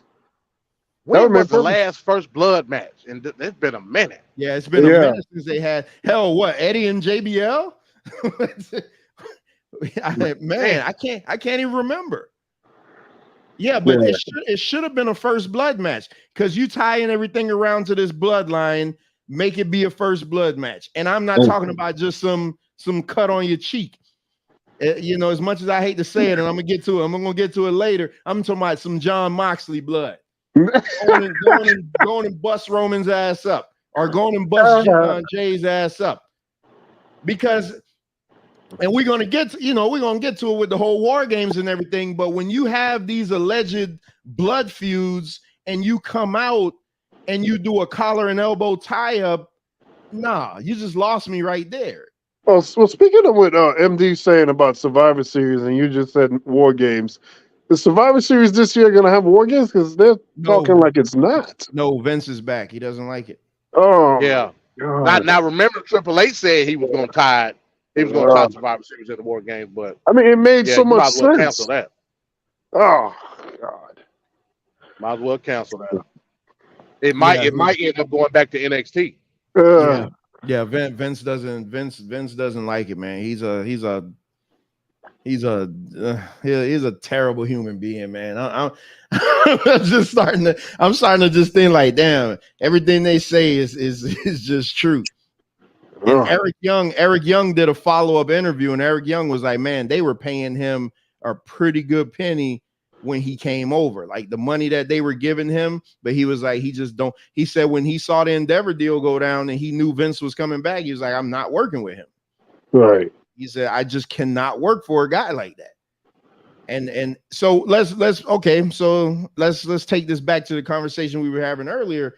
Eric Young makes his decision to turn down all his money. I'm not working for a guy like that. How easy is it for the writers to say the same thing and just go do something else? Which writers? WWE writers or Hollywood writers? The Hollywood writers. Well, it's not easy because that industry is a lot different than wrestling. A lot of these big studios, they're together on a lot, so it's kind of hard. It's not as clear cut as you would think. and they're unionized, so you know they got like a certain crowd, you know, some regulations that they got to follow per union. You know what I mean? Mm-hmm. WWE don't have that. Now, do I think they should be unionized? No, because I believe if you don't like your job no more, you should be able to leave freely and go work somewhere else. But that's the problem, though. If everybody is doing the same nonsense, then where's your choice? Like, how come politicians and big corporations have lobbyists, but the regular people don't have a lobby? You don't have a lobby for the poor. You don't have a lobby for, just basic, hardworking, regular 9-to-5 people. That's not true, Van Cat. The union within itself is a lobbyist group. Exactly. So you just said to get rid of it. So now because I don't like it. It's anti freedom at the end of the day. But it's not freedom, right? You're paying to have a joint resistance against a big corporation. Without it, you wouldn't have a shot. But what if I don't want the resistance? What if I just want to work? I mean, in life, the best things in life, you have to give up something. There has to be. Oh, man. There has to be. I don't know what is funny about it. I don't understand. Like you have to put up something. You have to sacrifice for the common good, right? That's what I'm saying. That's what I'm saying. Like hey. You can't just say like you just walk in and everything be all good. You'll find yourself losing more and more opportunities around you. As is right now, we're faced with a lot of income. Like, for instance, it's supposed to be a supply and demand economy. Then if it's a supply and demand economy, then why is it that there's still jobs that are requiring a bachelor's degree and asking for $14 or less per hour? If the supply of the workers that are needed for this job are low, the pay should automatically go up. This is not happening. So the only way to keep these bastards put to the fire is something like a union or is some other sort. You have to have some sort of bargaining chip. You don't have that any other way. I'm not talking crazy. I'm talking at a certain level. It's got to make sense. You can't be for big business, big government, and all this other. I mean, big corporations and all this other nonsense. But then, like, you're just like everybody else is just there. Venkat, what? Because you mentioned the CEO making like 400 times his lowest employee. So what would be a times amount that you would be okay with a CEO making? Not 400. I mean, like I said, 30 would be way too much. So just give me let's bring it down then. Just give me a number. Anything but that. I mean, we're talking 1990, it was 30 times. And that was egregious at the time. I mean, I'm not saying that the lowest worker should be like just steps away from the highest guy, because when you make a business, which a lot of times the CEO didn't make the business, they just came along and just ran it, which is the case with Disney. And when you do put in all that financial, physical, mental, physical effort into building a business, yes, you should get a huge piece of the pie. But I don't think you should get 97% of the pie and everybody else just fend for the other that's left over. And that's a troubling sentiment in this country that I don't get. We first villainize the word socialism. First of all, I'm not even talking about socialism, but it's funny to me when people bring up socialism when it hasn't happened here. It hasn't happened here. It hasn't happened here at all. But yet we have all these problems systemically. We got homeless people under a bridge. We got people that go to the military that is homeless as well. And we're all good with that because maybe we ain't in that situation. That's kind of weak to me. I'm just saying it needs to be more responsibility. There should not be benefits to raise money to help military people getting a home or getting a place. I don't understand why people are okay with people that are poor or mentally distressed not having basic housing. Like, that don't make sense to me. There's a difference between third world country and this supposed powerhouse of the United States of America, the richest country in the world. And for people to be okay, if you drive down Oakland, you drive down California or Oakland or San Francisco, there's nothing but tents for miles. In Philadelphia, they just shooting up right in front of you as you're driving by. I've seen video of this. That's a problem, and like it's not cool. And to vilify this supposed socialism, I don't even know what the frig. I just know what communist. What I'm not communist. I just know what capitalism has done. Well, It's left old people on the street. You're talking about two extremes here, though, because everything in this country is extreme. But we're not talking about people being homeless on the streets. We're talking about people that sign up to do jobs. That's what they wanted to do, and now because for whatever reason the money may not be what they want, now they're crying about it. No. What I'm talking about. I'll give you an exception, Vancat. I'll give you an exception. You posted on Facebook. Yes. Where a guy, well, he raised all holy hell. He worked for Penske, I believe. Yeah. And he lost his pension after 30 years of work. Now I'm gonna raise some hell. But again, that's an individual issue. Now let's look at it collectively. Okay. He had every right to do what he did based on the tenure that he had at that position. That's a legal issue at the end of the day. But when you talk about somebody that's willing to work for certain wage that they know about when they signed up for it, then you turn around and say, I should be getting more based on the position of another person. That's where I have an issue. Because at the end of the day, it is supply and demand. The supply would be the lack of when I don't work for you. And as a result, the pay will go up. But when you having socialist policies like antitrust, like subsidies for these companies. Now that's the part I agree with. There should be no subsidies for these companies in order to develop a monopoly. But that's anti-capitalism to me, because that's the government being involved with private industry. That's a no-no. So with me and you agree on that. MD, that's what the sugar industry, that's what the corn industry, that's what the oil industry, they all get pretty much welfare money that go to them. And me and you agree on that. Go ahead, Trevor. MD, what do you think about what's going on in the NFL? I just saw today that what's my man's name from San Diego, the quarterback from San Diego. I forget his name already. Justin Herbert. Herbert is now the highest paid quarterback in the NFL at $52.5 million a year.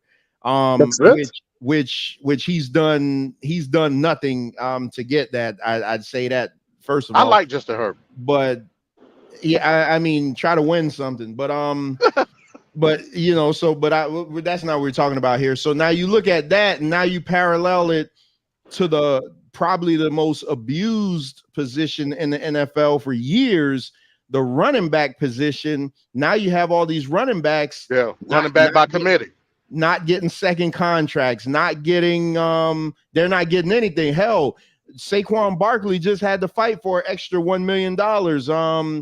On his franchise tag. Dalvin Cook can't get picked up because nobody want to offer him the contract that he wants. Ezekiel Elliott haven't been picked up, which is crazy. But the running back position used to be like the premier position in football. Now they're going towards a more pass. It's a passing league, man. Yeah, it's a passing league. But so now what I'm saying though, what do you say now to running backs trying to come up now? Because I think I even heard a running back say he's telling kids now don't play running back because you're not going to be valued anymore. So how does that parallel to what we're saying now, where running backs used to be this high dollar position where they pay you all these hundreds of millions, where now you got a premier running back fighting for extra $1 million on the contract? Because it goes to what Vancat said. Supply and demand. It's literally interchangeable position in the NFL. I mean, anybody can be running back. That's what there you go. And you have a full stock of them. Nowadays, offenses go 3, sometimes 4 backs deep in the running back in the depth chart. I think and we all got of four, and yeah, all of Miami them get got playing 4. time. We just released one of our running backs today, Caleb Huntley. So, bro, it's a plethora. There is no such thing as a star running back in the NFL anymore. It just ain't. It's not plausible. You know what I mean? Because in a modern offense in the NFL, you're running 3, sometimes 4 running backs in each game. All of them getting touches. You know what I'm saying? So yeah, it's just a depleted position. That's just what it is. And that's my position. I love running back. But let's to Venkat's credit, I guess I give him credit on this one. I hear the sarcasm in that voice. The owners are only getting richer now. So it's not so here. This is my only issue with it, because again, I don't get in people's pockets and things like that. I got my own issues as far as money. But you have these owners making millions upon millions and hundreds of millions, and the most abused position in the NFL has to fight for what's essentially equates to a crumb when he's seeing a subpar quarterback being paid higher than Patrick Mahomes and higher than Josh Allen. Like, quarterbacks is actually worth a damn. Well, I think you're beating up Justin Herbert, but in any event, I like Justin Herbert. Tell you the truth, he's supposed to come to Miami. Yeah, but like I said, it's a running back by committee league. Like it's you got a laundry list of running backs that can do what you need to do in the offense that you have, and you don't have to pay a star to do it. So from a company aspect, from a business aspect, if I'm the owner of an NFL team, I'm not paying a dude like Ezekiel Elliott $25 to $30 million a year to do something. What's the running back they got out there now? Damn, what's his name? Oh shit, I forget what his name is.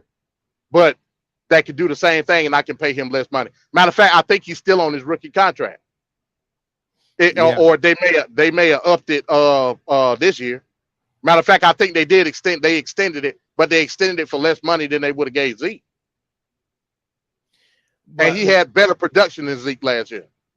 In the grand scheme of things, and always, I mean, Bones, I'm waiting for you to come on because I'm about to start this AEW review. But in the grand scheme of things, I always like to say, like, where I work. I've been working the same place for 20 years, and they always cap like the regular guys at a certain amount of money. And for years, guys would always have to fight to get like $1 or so. But now, because the it's harder to find guys, I went to work one morning and I saw signs out in the lawn that was like, hey, we're going to pay you X amount of dollars with no experience required. I'm like, well, wait a minute. I've seen tons of good guys leave because they were fighting to get half of what you're offering these guys. And now all of a sudden, y'all just willy-nilly throwing out this money. So it's a numbers game. Y'all always had the money to give, but now you're being forced to give it. So I could agree with Venkat in a little, but I think my issue with Venkat is Venkat thinks that there's going to be this ultimate great savior that's going to police all this stuff on people. At the end of the day, you can't make an owner of a company do anything. Yes, you can. There you go. Can't. Yes, you can. Okay, so when the steroids trial happened with Vince McMahon, what happened? He tightened up, didn't he? He tightened up. That mother lover tightened up. It don't take much. That's the thing I don't get. Like these things are not hard. These are not issues that are. It wasn't the workers that made him tighten up. It was the federal government. He didn't want to go to jail. Exactly. That's what I'm talking about. If the government. So Venkat want the government in everybody's business. Okay. Okay. There go that narrative. I got it. That's all you need to say, Trevor. That's all you need to say. Lord. To the Soviet Union. What did Nikolai Volkov used to sing? Oh my God. Anyway, you people are your characterizations. But the bottom line is, Babushka. People that go into the flaws of the government are there by design. The people that go into the government to make it a failure, they're the ones that we, the people that are not involved in the elections and who we put in there, we're to blame for that. You put incompetence in there, you're going to get that coming out. So as far as I'm concerned, you can make the government do the right thing. Right now on the books, there are laws that are freaking racist that keep minorities down. And they're still in place. The tax loopholes that are around, they're not there by accident. They were there by design to do a particular outcome. No, that is not different. Weaving things. I'm not weaving. How am I weaving? I'm talking about the effectiveness of government. Hold on, I'm interested in what Arthur's saying. He's saying that UPS did. I guess it's talking about the being forced to do something. So You're damn right. You goddamn right. I don't understand. What is this loser mentality where a big businessman, they know better for us. Or big companies, they're the ones that are going to set our lifestyle. No. That is nobody. I don't think nobody's saying that. You guys are bending the knee. You guys are bending the knee to the big corporations and the powerful. Like, I don't get this way of thinking. Like, this is not weird what I'm saying. This is like mild stuff. Gotta go from one extreme. You are always gonna be extreme, baby. You and Yanga artists. The more I listen to Yanga, y'all are the same. Because Yanga don't ever just be like, oh boy, you got ebbs and flows of things. He always go to the far extreme. I don't know how. Or the low. I'm like, damn, Yanga, there is some gray area here, but I get it, man. I get it. Okay, so at least Yanga got some leeway. Venkat ain't got no leeway. like I said, Venkat might be the new boss. He might be the new boss. So let's see this, Venkat. So okay, and I'm not asking you to give up no info, but where you work, the CEO of your company, what's the percentage difference you think between you and him? A lot. A hell of a lot. But yet and still, you're still there, correct? Okay, and so I want to be able to eat tonight. No, answer the question. I want to be able to eat. I mean, what is the question, Venkat? You're just feeding my point. Is that the way this is set up is not just one industry. It's not unique. Underpaying people is not a unique thing just to one company. The question, Venkat.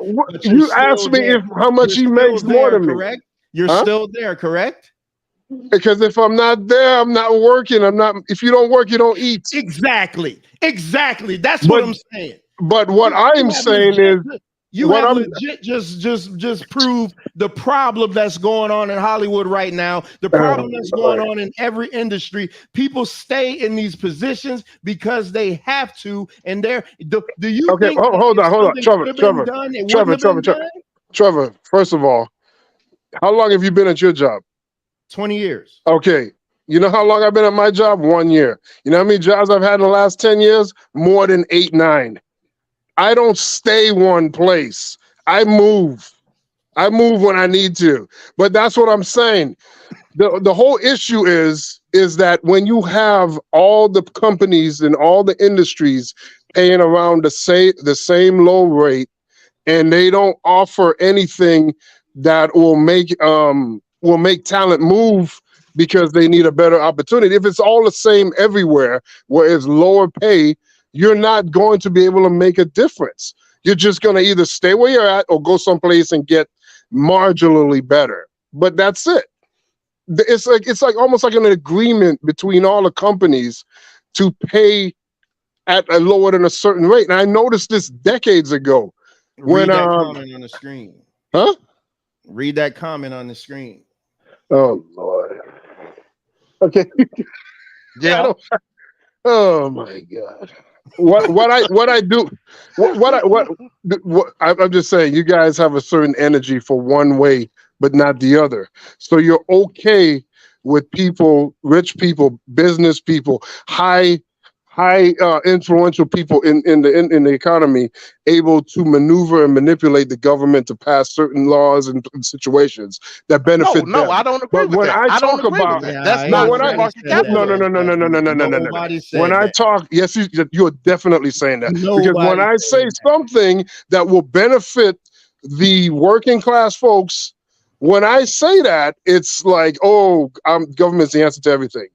But when they do things like Trump, he didn't even pass it. The Republicans passed the tax of 2017, the tax cuts of 2017, which that rose the debt, right? It rose the debt. Then the economy went off the cliff with COVID, and then we had a big bad situation there. But the difference in the bill was this: regular everyday folks like me and you, our tax cut lasted 2 years in that bill, 2017. In the bill for corporations, it was forever. So their tax cuts were forever. And in most cases... And that's wrong, Van Cat. I'm not disagreeing with that. But that's what I'm talking about. So the ultra-rich did that maneuver to benefit them. That's called good business. Van Cat and people like Van Cat do and say things that the government should do that benefit the regular folks. You're pro-government. And that's the reason being is because you want to redistribute that same corruption in government and pass it along to the people. I don't believe that. No, I wouldn't. I believe all businesses should be there to fail. The government shouldn't be able to bail them out, and the government shouldn't bail me out either. I agree with that. You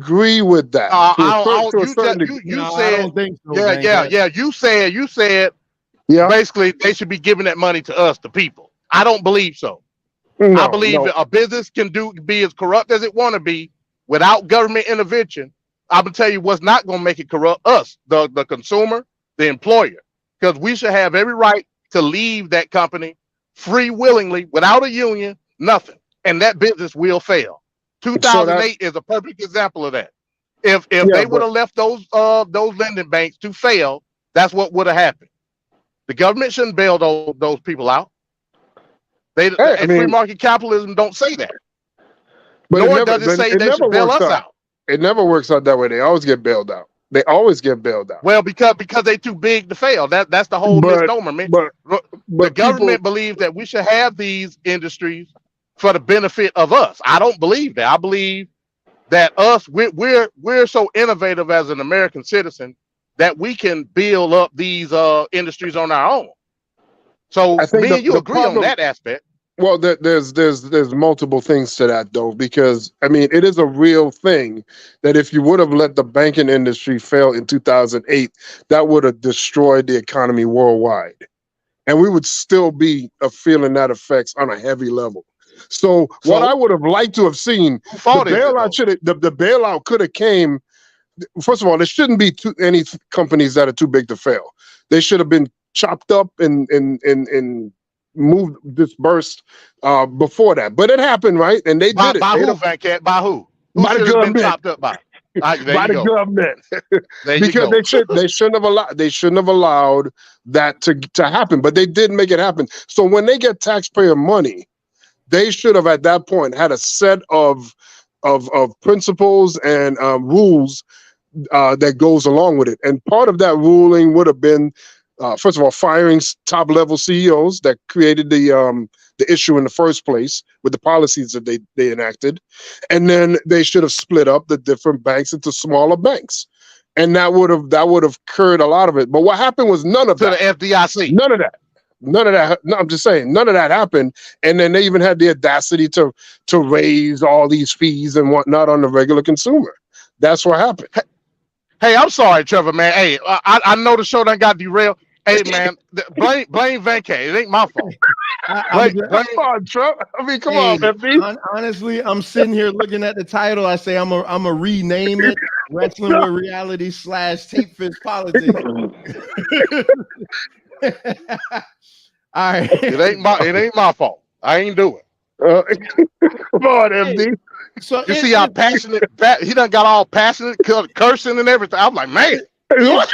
It's always validity in everything. So I don't want to look past the initial point though, because my whole thing is if I had to look at things like as if I was a business owner and I put my blood, sweat, and tears into building up my corporation, and then one of my employees got the audacity to tell me, "Hey, I think me and you should be making the same amount of money." Like, come on, man. But that's not what's even remotely the issue. But that's what you. It's pretty. The equivalent of what we're seeing is, let's say you made $10. You get $9.95, and I get $5. That's what it is. That's the reality of what it is. That's what you're saying should happen? No, that's what I'm saying is happening. You're getting, out of $10, you're getting $9.95, and I'm getting 5 cents. That's the discrepancy. If Bob Iger is getting 400 times more than the lowest player, that's the almost the equivalent of what that's going on right there. And that's what's happening. I asked this man to give me a sensible stat. This man basically saying that the employer is taking like 99.8% of the earnings. No, he's taking 400 times. No. That's what he's doing, which is more than 99. You just don't get the gravity of what's going on here. All right, this is a long time coming. All right, so let me put my industry into it. I'm a truck driver, right? I used to own my own truck before Biden took it and it went to holy hell, right? as a truck driver, as an owner operator, I was getting 80% of the load. So if a load is paying $1,000, I would get $800 of that load. Now I'm a company driver. I get 27% of a load, right? So if a load costs $1,000, I'm getting $270 of that load on top of fuel or whatever. You know what I'm saying? I work now. This is me. I'm a truck driver. Everybody try to say, "Oh, truck drivers make all this good money." Okay, yeah, I do. But look at the work that I do. I work literally 60, sometimes 70 hours a week. Mm-hmm. I'm not complaining about my work at all. I get paid well. At any point in time, I can leave, and guess what they got to do? They got to fill this truck. So that's money coming out of that company's pocket because they losing out money if the wheels ain't turning, right? Right. Now let's think of it from a broader sense. Non-union workers that work at an industry or work in an industry for a conglomerate. If they stop working, they have to then what? Fill that position. Think of it on a more wider scale. You don't have to be forced to not be able to feed your family like the union is doing right now with the Writers Guild. But you said, Van Cat, they're doing it for the common good of the collective of the guild. What if I don't agree with that common collective? I'm perfectly fine with the wages that I'm earning.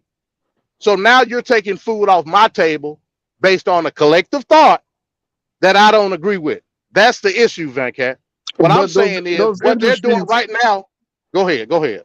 No, I'm just saying, but those industries don't have the same hurdles, right? Like your industry doesn't have the same kind of payout that the streaming and all the other things, the AI, all that nonsense that they have, which just recently occurred. You know, nobody was in 2012. We weren't thinking anything about this with streaming and whatnot being this involved in their pay. They were getting theater money and DVD money and Blu-ray money. That's what they were getting. DVD and Blu-ray sales are almost non-existent, in large part due to streaming and whatnot. But like the industry literally changed in a matter of a few years, and then the pandemic happened, and then even the theater aspect now changed, where they're not able to make the money that they used to because of the decision of the company putting these movies on streaming.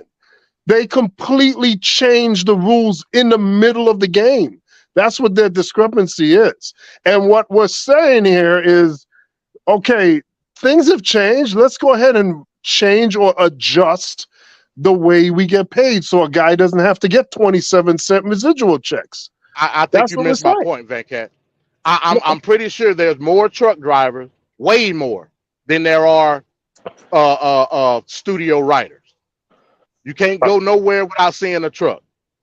I'd probably say 60% of the trucks that you see are people that own their own businesses. What I'm saying is these people have the right, based off of the formal training that they have, whether it's via college or apprenticeship or whatever, they have the right to contract out their own work.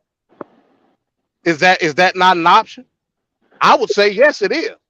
These people don't have to form in unions and say that we're going to collectively earn this amount of money based off some type of union guidelines.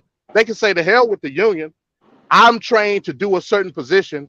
I'm going to contract out my work to whomever based on the wages that I'm saying that I'm worth.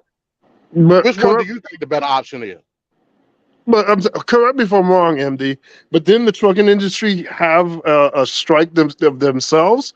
This is what caused the supply chain issue to begin with, didn't it?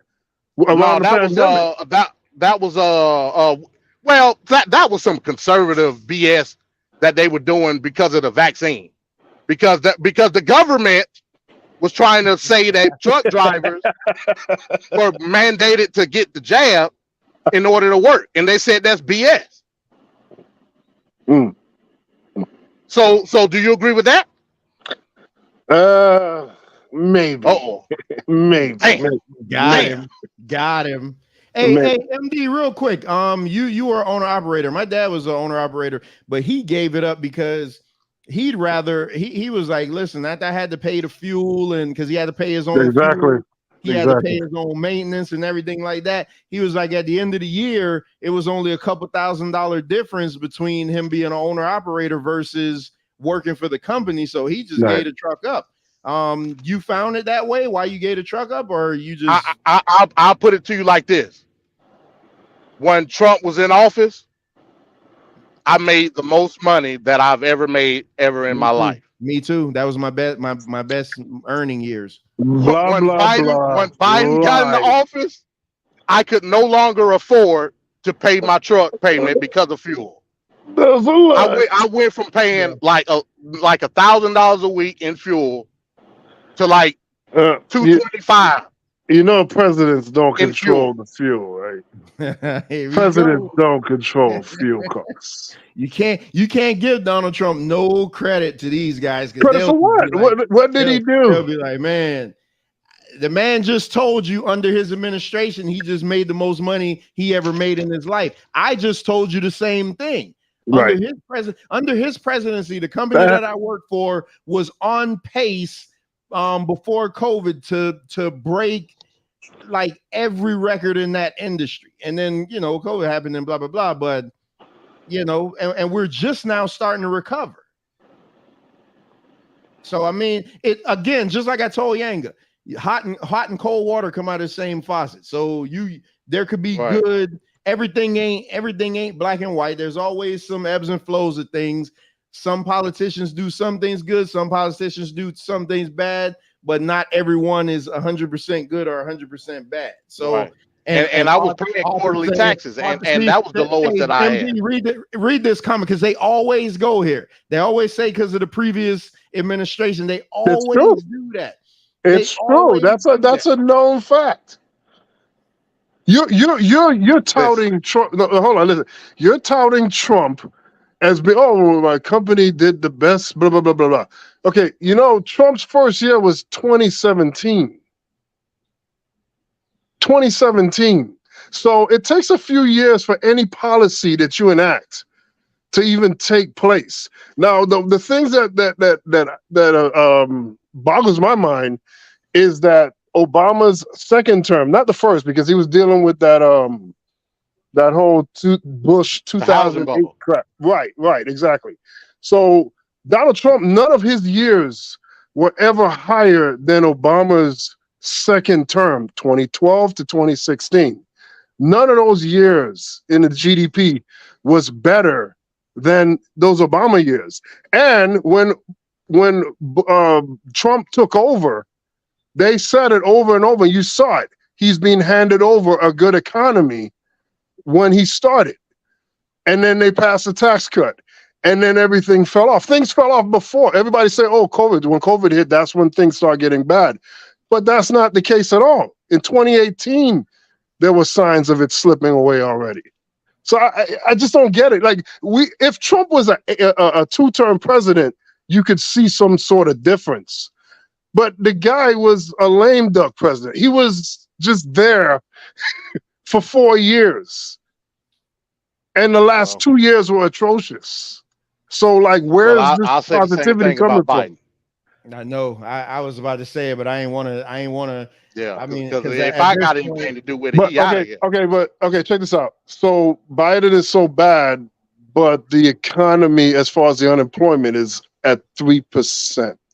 Because a lot of people can't. But you just got finished saying, Cat, that they getting 5 cents on the dollar. So what does it matter? It's trash. It's trash. Yes, it's trash ass pay, which is one of the things I'm mad. I could outwardly say what I'm mad about with Biden, about not being there for for the minimum wage. I saw how he just gave up on that. He never even tried to enact a higher minimum wage, then turned around and complained about people not wanting to work when people were laid off or furloughed by companies, and now they want them to come back for some low-ass wages. That made no sense. You would have solved that problem if you would have enacted the $15 minimum wage. Now $15 is not even remotely close to what people need.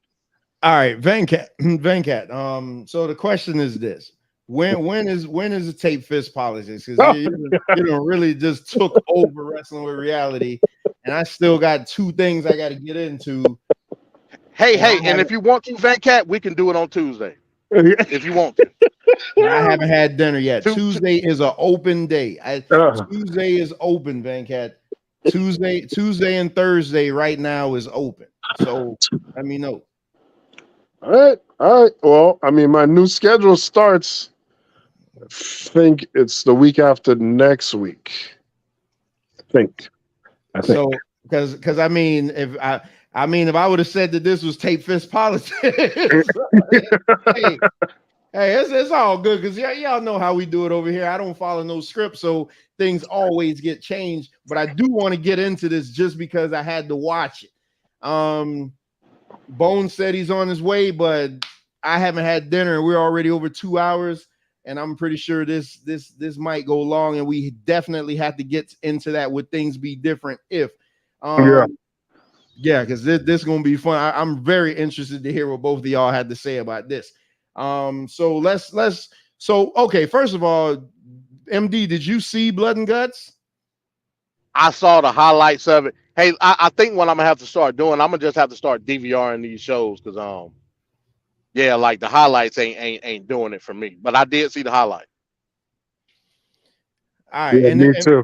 Venkat, did you watch the whole thing yet? No, I can only get the highlights. I can't. All right, so let's see. Bones, I really wish you was up here, man, because you watched it all. He just sent me a message and say he was coming. So all right, y'all go ahead and give me your run because I actually I saw the whole thing. Like I watched it from beginning to end because I wanted to make sure that I gave it justice. I mean, it was all right. It was a couple of spots that looked at, it was one spot where they were in between the ring. I think it was Pac and was it Moxley? It was Pac and Moxley. They did what was that spot? And it was just before him and Pac and who is he feud with right now in BCC? Wheeler, Yuta Wheeler. Yeah, what was it? Was it Wheeler Yuta? Yeah, Wheeler Yuta. God, what the hell did I call him? Hell, it don't. Yeah, how you can barely see him, man. How slim he is, so it really don't matter. But I think it may have been Castagnoli. It was one, and it looked like awkward because they were. I say this: the overall, from what I seen through the highlights, them trying to keep up with everything through both rings, it looked weird. I don't know if that was just me, like the camera angles and them trying to shoot stuff and stuff was going on. They were trying to switch back and forth. Now that's just me. But I mean, that's an AEW thing. That ain't got really nothing to do with the match per se. I'm assuming that it looked better live than it did, but the overall feeling of the match, I just wasn't a fan of it per se. You didn't like the spot with the spikes, those spikes on the floor. Yeah. They had the spikes and what was that? Matt Jackson with the attack boot and all, man. Yeah. It was exciting. I mean, if you compare it to like the Survivor Series War Games, that was very sanitized little play school war games that they put on that night. But this was like legit. Like, okay, we're watching a brawl here. We're watching Jeopardy. This wasn't no lightweight stuff. That part I appreciate. I also like the construction of the ring. I think it's even better than War Games. The way the roof is over the top and the height of it, so it's not so close. Trevor made fun of Dustin Rhodes and Steve Austin that time in '92 because his head was on the top of the cage when he tried to do the electric chair. But in this War Games, it's a lot higher. I thought that was nice. I thought it was good. I thought the layout and the construction of the cage was awesome. How do you feel about these type of matches being on Dynamite, whereas not being in a payoff? Now I get it. Yeah, I get agree. it. It's AEW. They're limited to like as far as like their pay per view.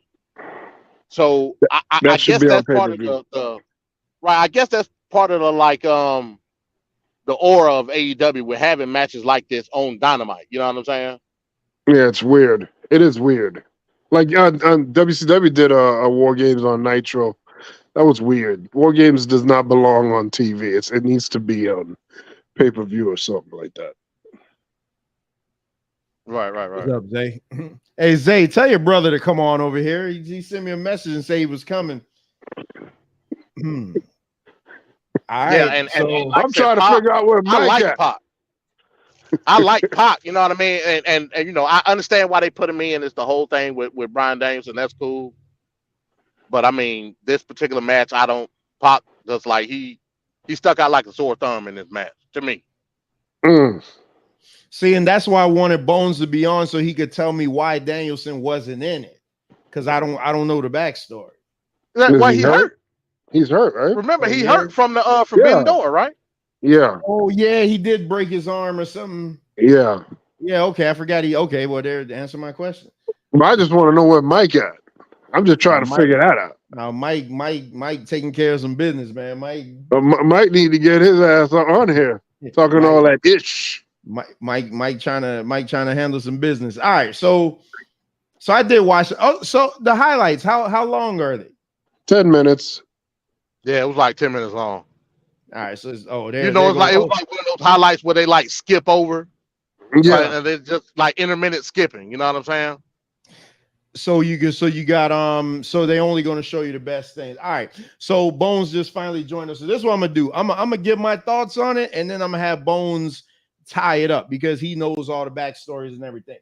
So yeah. So Mike saying his lady say he's busy. I'm telling you, Mike getting some cheeks. So all right. So this is how I saw it. Venkat sent me a message. I always got it because I gauge these things about how I'm gonna watch them based off of Venkat's off of his excitement. So first thing he does, because it's Venkat, he can't ever just watch something in a box. He has to always compare it to something. Oh, this was so much better than WWE. So let's start there. I agree. This War Games was better than anything I saw in WWE, with the exception of the first two War Games on NXT. Those were great. So let me get through all the positives of this match. I love the cage. I love the cage because of the grittiness of it. I did think it was a little too high, but whatever. I do love the cage because of how flimsy it was when you threw somebody up against the cage. It moved. I love that in a cage match. If the cage match needs to move with the opponent, it just makes it look 100% better.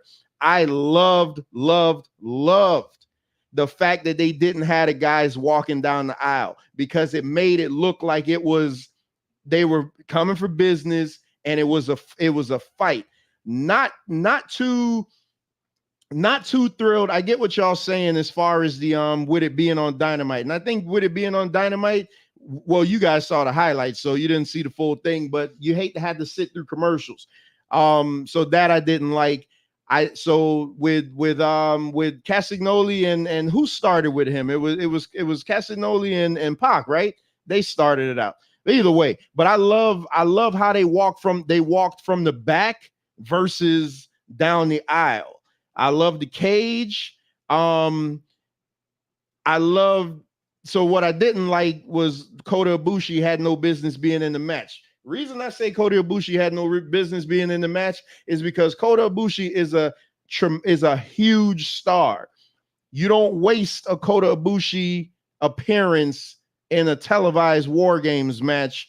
You need Kota Ibushi wrestling somebody big time, like a Jericho or somebody. I just thought, and the fact that you got this blood feud, this supposed to be blood feud, everybody's coming from the back, gritty. He's the one that comes down the ramp with pyro and everything. So it kind of just took the match out for me.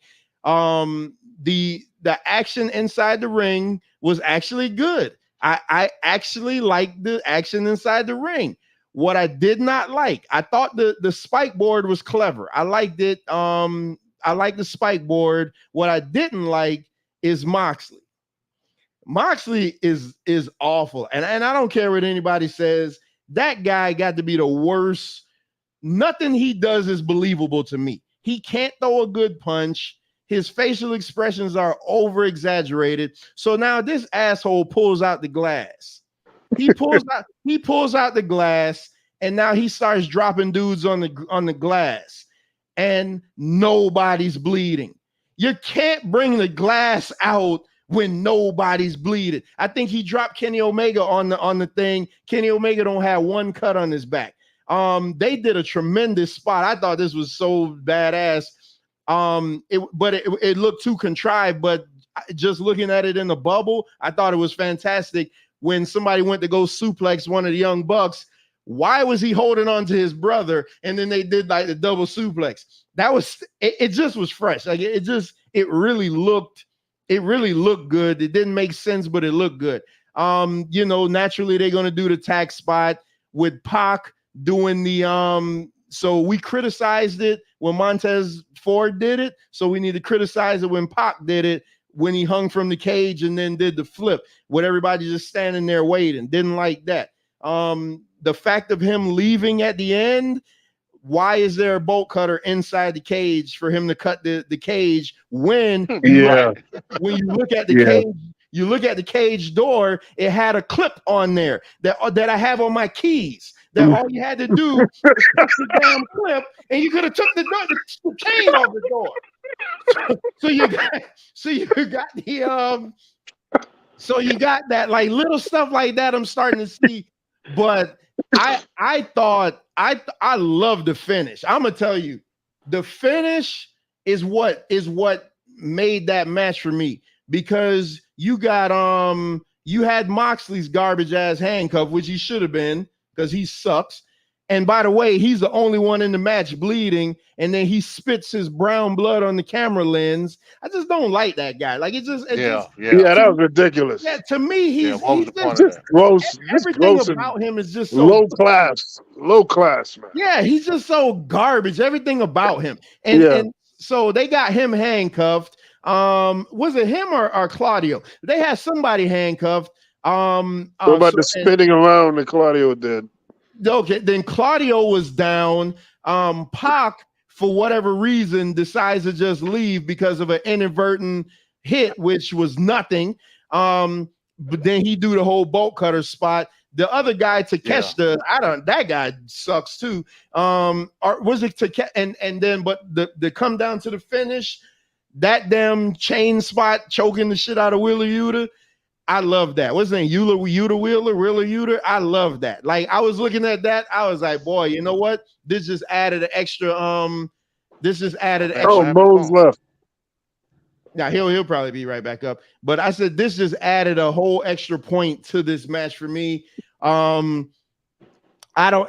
This War Games, yeah, it was better than anything WWE did, with the exception of the two NXT War Games in the beginning.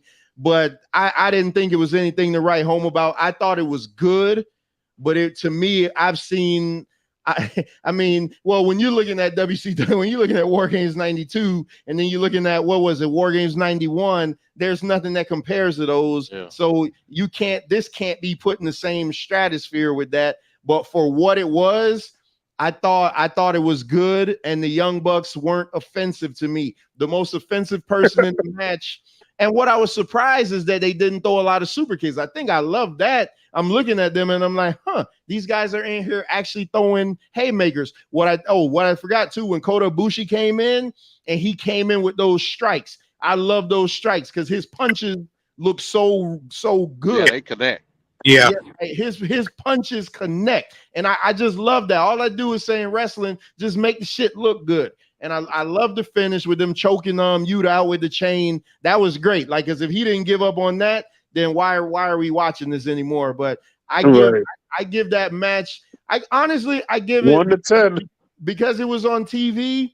Because it was on TV in the commercials. And Moxley. So Moxley takes a point away, because I just don't like that guy. That guy sucks. And the finish adds a point back. I give it about a 7.5. It was really good. I give it about 7.5. Give it out of 10. I give it about a 7.5. It was that kind of low, Trevor. Hey, but that's good for Trevor though. For AEW. Yeah, I actually watched the whole thing. I liked it. I'll tell you. Oh man, what's up, Bones? All right, so Trevor, I'm gonna address your issues first. Can you hear me good? Yeah. All right. So as far as Kota Ibushi, and you're saying that you wish it would have held his debut. If you pay attention to the feud, basically the Blackpool Combat Club been beating the hell out of the Elite, which is why they had to add Hangman eventually. And even after they added Hangman, they were still just besting them every week. And you know Kota Ibushi and Kenny Omega, they were literally like roommates since they were kids and stuff like that over in Japan when they were young lions together. So Kota Ibushi literally is Kenny Omega's best friend. So if you're getting jumped and you're in the blood feud, why not call your best friend to come help you out? You know. So that was the whole purpose of Kota Ibushi coming in. And as far as it being on TV instead of a pay-per-view, because AEW have the format of 4 pay-per-views per year, they try to give the fans something, good on TV to kind of, like in between the 4 big pay-per-views. So it's not like we got a pay-per-view once a month, so we can't really, that's why they had these weekly, or not weekly, but every other week or maybe once a month, weekly specials on TV. They got Fight for the Fallen, Winter is Coming, Blood and Guts. This was, I think, the second year they did Blood and Guts. My biggest issue with it though was I wish somebody would have flew off the cage and fell off the cage and went through a table or something like that. No, we don't need Jericho stuff around here. No. No more embarrassing Chris Jericho stuff. That was the first year, and that was terrible because you can actually see the little landing pad under him. That was terrible. Yes. Eddie Kingston threw Sammy Guevara through the announce table off the cage, and that was an amazing spot. I actually did like the spot that Pac did going through the table, because he was very fluid with it. And like when I seen him coming up to the cage, I didn't realize what he was doing because he did it so fast. It's not like he was like waiting for his spot or nothing like that. One of the Young Bucks, Matt Jackson, I believe, the one with the darker hair, the younger brother, he took off his shoe and put on a boot that had thumbtacks on the bottom of it. I thought that was pretty cool because he started hitting. Yep, that was good. Moxley pulled out a board with a board, basically like a bed of nails, basically. And then he body slammed Kenny Omega onto that. I thought that was pretty cool. I did notice that the Young Bucks, because I knew Trevor was watching, so I was thinking about what he would say or whatever. But I noticed the Young Bucks, they didn't use as much super kicks. And I feel like in the match like this, you got to tone down the super kicks a little bit and throw more hands and fists and punches, because it's more of a blood feud. So I like that aspect of it too. As far as Pac leaving, he only came into the match because he legit got injured, and I think he'd been out for like 4 or 5 months because Kenny Omega basically broke his nose and busted his orbital bone, I believe, the eye bone. Broke his orbital bone, So Kenny Omega legit injured him or whatever. And if you go back to I believe the first Dynamite or the first pay-per-view they had, All In, uh, Kenny Omega was like the hot free agent. He came into AEW and Pac beat him in the upset clean. So they kind of got like a little mini feud going on. And then him being injured and everything like that, he came back to get revenge on Kenny Omega. So he wasn't trying to be teams with the Blackpool Combat Club, and he wasn't really trying to get a victory. He was just trying to beat the hell out of Kenny and get revenge, basically. So that's basically why he left the match. He wasn't there to win the match. He was just there to beat up Kenny Omega. So hopefully they can, do like a singles match with that and pay that off. I felt like the cage did look pretty good. It was high as hell too. I thought that when one of the Young Bucks was on top of the cage, I thought he was going to dive through the cage or do something because Wheeler Yuta climbed off the cage, but he still stayed up there. And I was confused why he stayed up there. But basically, he poured thumbtacks through the cage onto the ring or whatever. But overall, I thought it was a good match. I think last year's Blood and Guts was probably better overall. But this was the second best out of the three that they had so far. So that's why I'm glad you came on to because I don't know none of this backstory. And I forgot that they were on top of the cage. I forgot it. And there was a time I thought somebody was going through the cage. I'm like, oh God, please don't try to recreate this. Also, I forgot about that. I want to add another point too. In the Blackpool Combat Club, Wheeler Yuta, he's like the guy that they're, for lack of a better word, they're kind of grooming him. They're kind of teaching him the way and showing him the way and stuff like that. And they actually took him from another faction and bring him into the Blackpool Combat Club. So Moxley seeing his young buddy, like his not mentor but mentee, getting choked out like that, that really will make him submit. Because Moxley's the one who submitted. He's the one who quit, not submitted, but he's the one who quit, not Wheeler Yuta. I want that to be noted. Yeah, he did. Yeah, Moxley is the one. Yeah, Moxley did give up for Yeah, him. after the match, you just see him looking there like, damn, man, like he knew he didn't want to lose, but it's like you're not finna sit there and watch your boy get choked out to death. You know what I mean? So he had no choice but to quit. So what rating? What rating you guys give it? Well, Venkat and MD, y'all watch the highlights, but based off of the highlights, what did y'all give it? I mean, yeah, I go with a 7. I could see a 7. You know what I'm saying? Like, I go from 8. what I saw. Oh, Venkat gave it 8. Okay. See, you know why? Because if I would have gave it an 8, he would have gave it an 8.5. Yeah, I'm gonna give it an 8.5.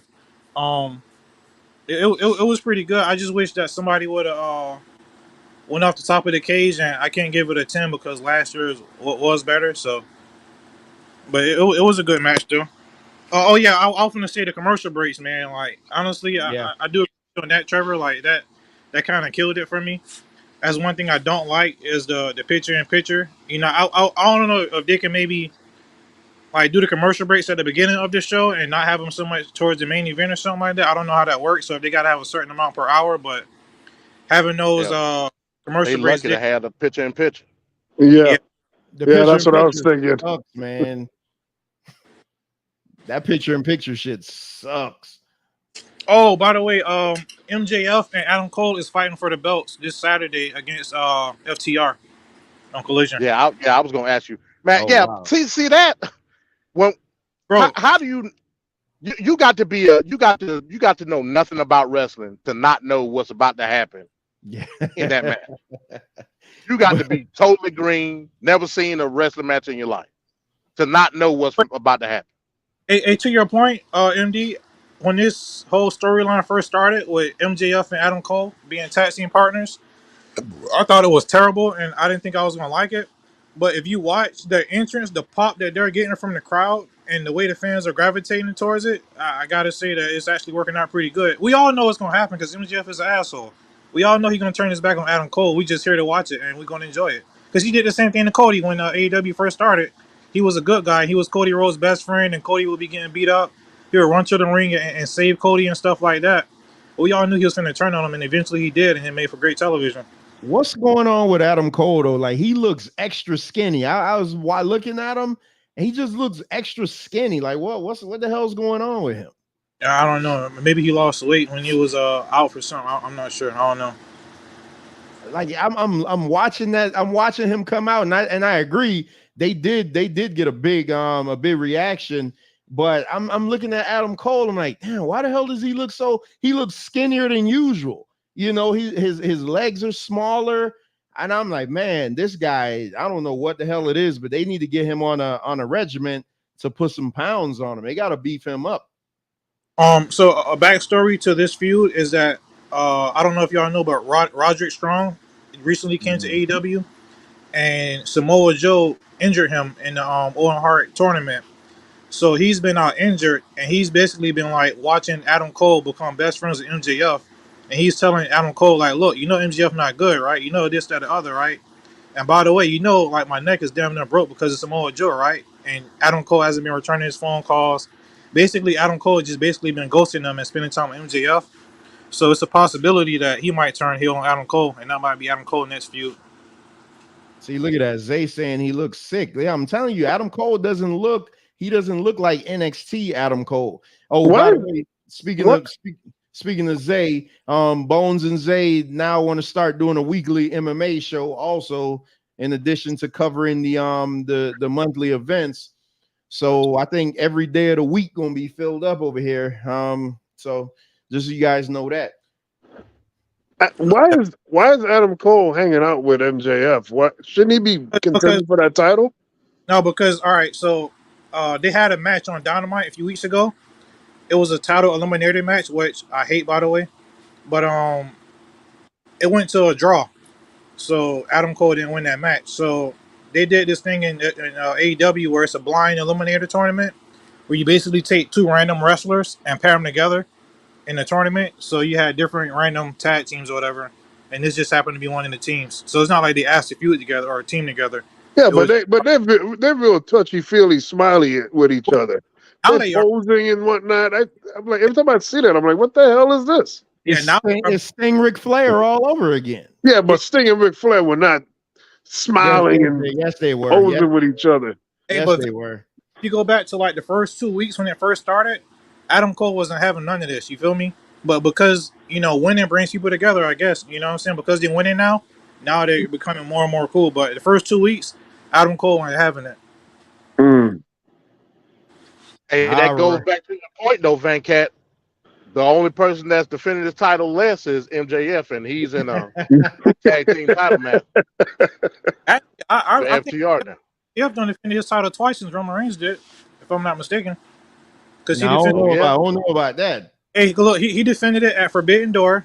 That was just last month. He defended it. Okay, so the Bryan match was before WrestleMania, but yeah, he defended it once since Roman Reigns did.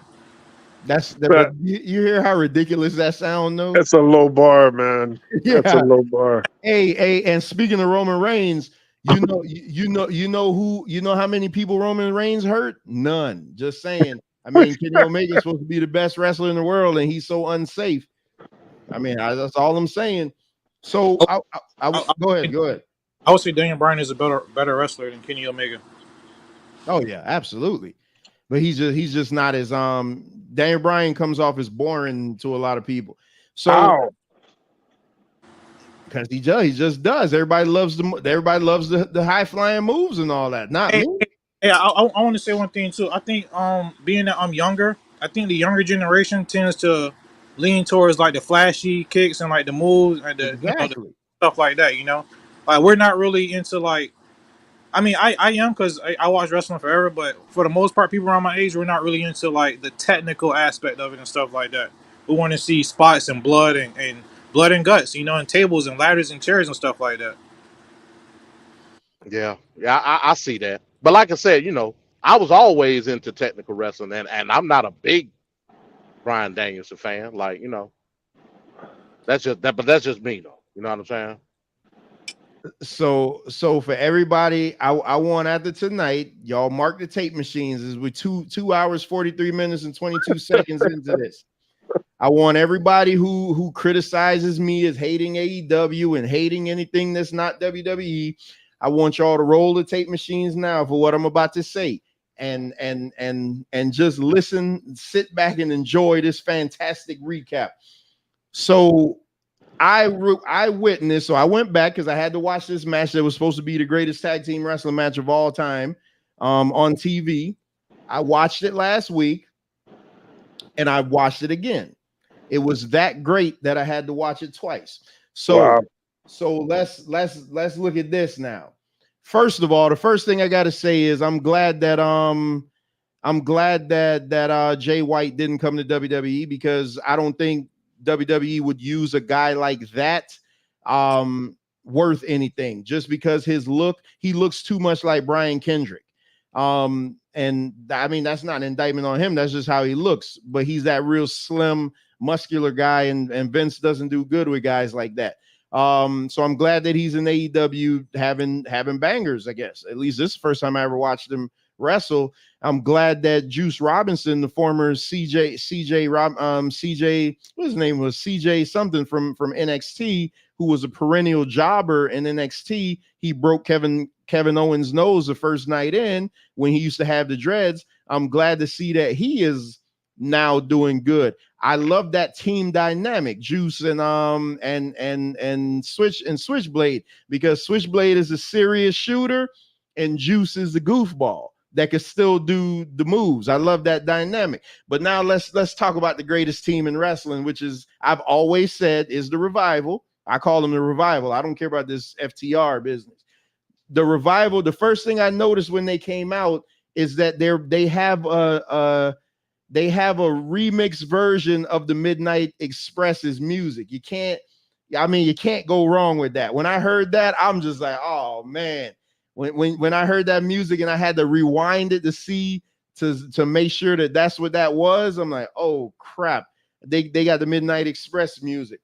So they got this 2 out of 3 fall for the tag team titles. I'm gonna just get this one negative. I'm gonna get these negatives out of the way first before I gush over the match. The commercial breaks, you can't have that type of match with commercial breaks. They got to start doing what WWE does and pay to have commercial-free hours. Or what Bones said, you just load the previous hour with commercials. It's going to suck for everybody else. But when you have a match that was this good, it needed not to have commercials. There were times where the commercials, with it having commercials, it took a whole point off of it for what I gave it. I love the way they played the match. It was a straight match all the way through. There was no high spots. There was one super kick attempt. I don't even think he hit it. No, he didn't hit it because he faked like he was going to hit it, and then he went for a sharpshooter instead. That was Jay White. So let's get into the first fall. Didn't come until like 25 minutes into the match. It was a 1 hour time limit, and the first fall came in. The story of the match was, okay, so this is one thing I don't like that they did. What do they call Bullet Club Gold had to beat the champions in order to get a championship match. WWE does that, and I hate that. That's terrible. Me too. You shouldn't have to beat the champion in order to get a championship match. Just make it a damn championship match to begin with. But whatever. That's a negative, and the commercial breaks. But the first fall came 25 minutes into the match, and the story they were telling is that the Revival was trying to do everything, but Wheeler was always out of position. Again, I'm about story in wrestling. I don't care about all these high spots. They were telling the story in wrestling. They set up for the Shatter Machine. Cash Wheeler was out of position, which caused his partner to get hit, and which caused him to go right into the arms of Jay White, who hit is the Sister Abigail. Let's call it what it is. He hit the Sister Abigail for the 1, 2, 3. It took 25 minutes to get to that first fall. Tremendous straight wrestling match. Had about 3 commercials in there though. I hated it. Then the second fall came. So they're going at it, and I loved in this match the referee was good and terrible at the same time. There was a spot where all 4 guys were in the ring, and the ref was saying, "Hey, I can't count this fall because you're in the ring." That's the rules of wrestling.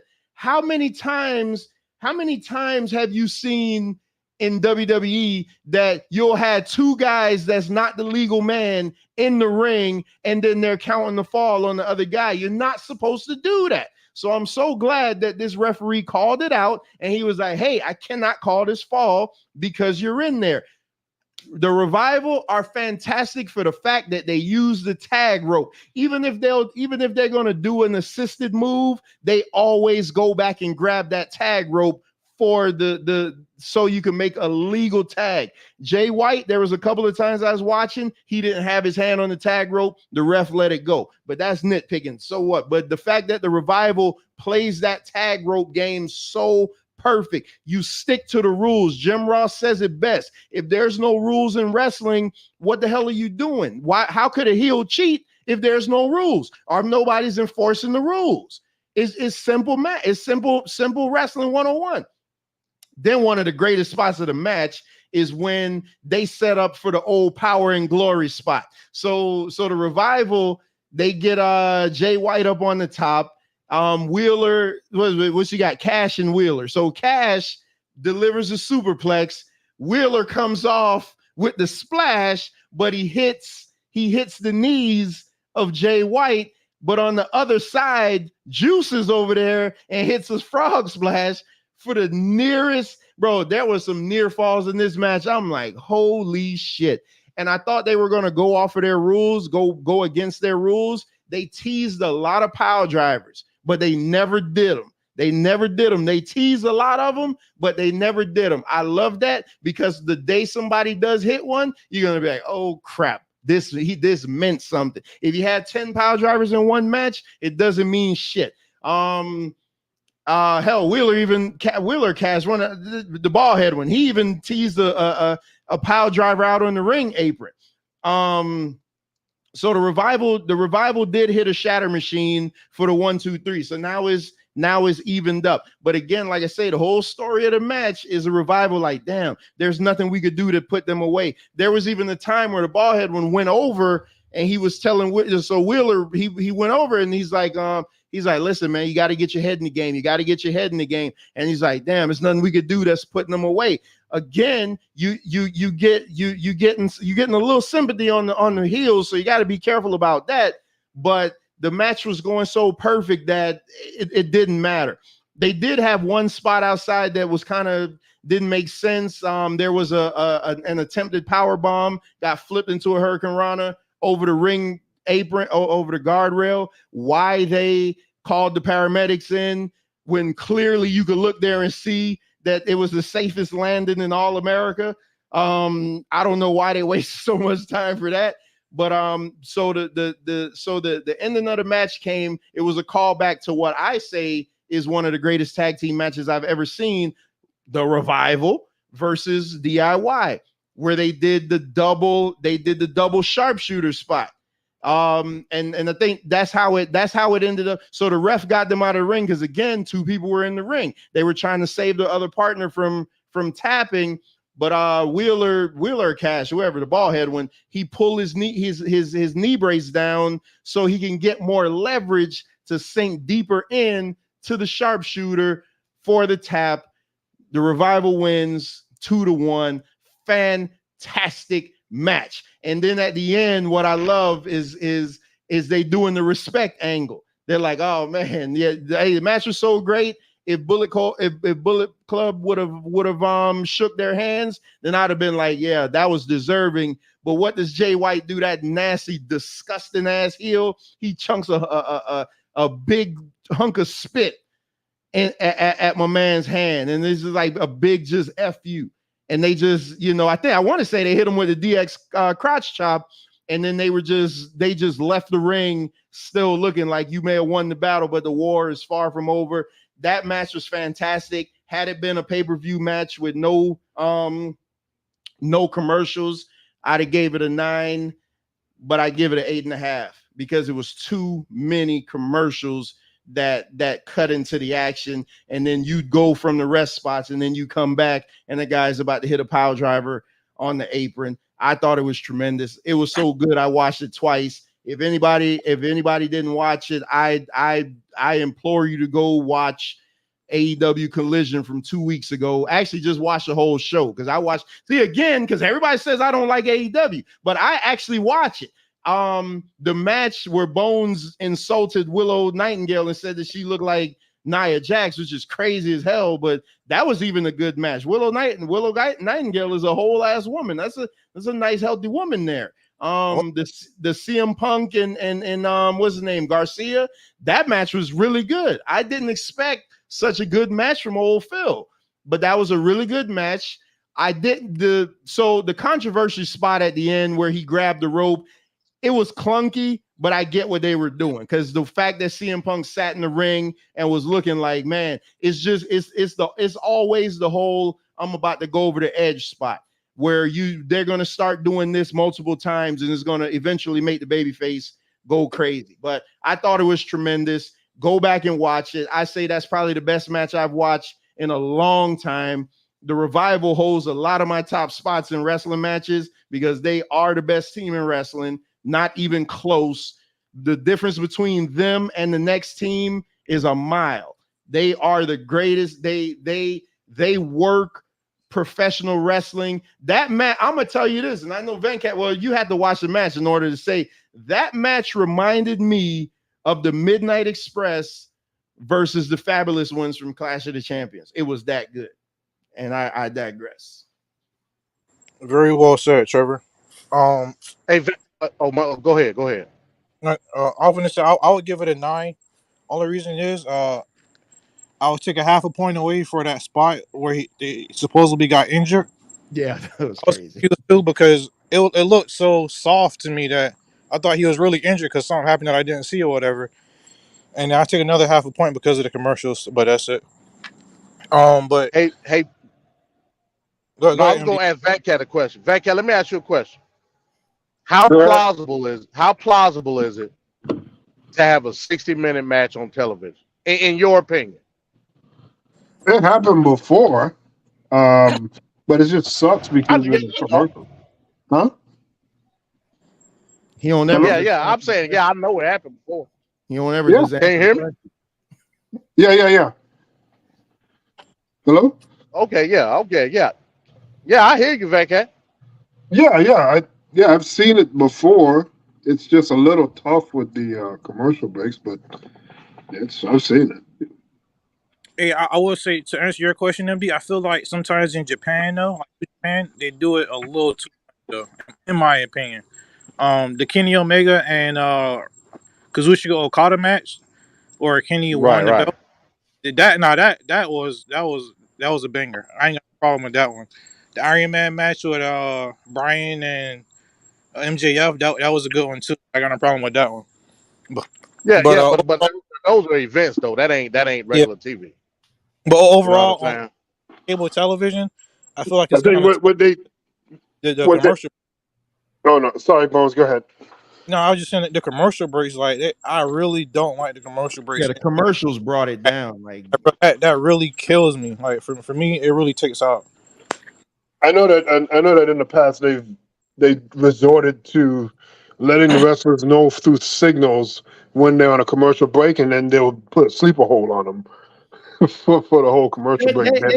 They still do that, but whole thing. I feel like I don't think they do that anymore because like the shows I've been to, Raw and SmackDown, I never really peak game as far as it's a commercial break, so they're going to do a wrestle.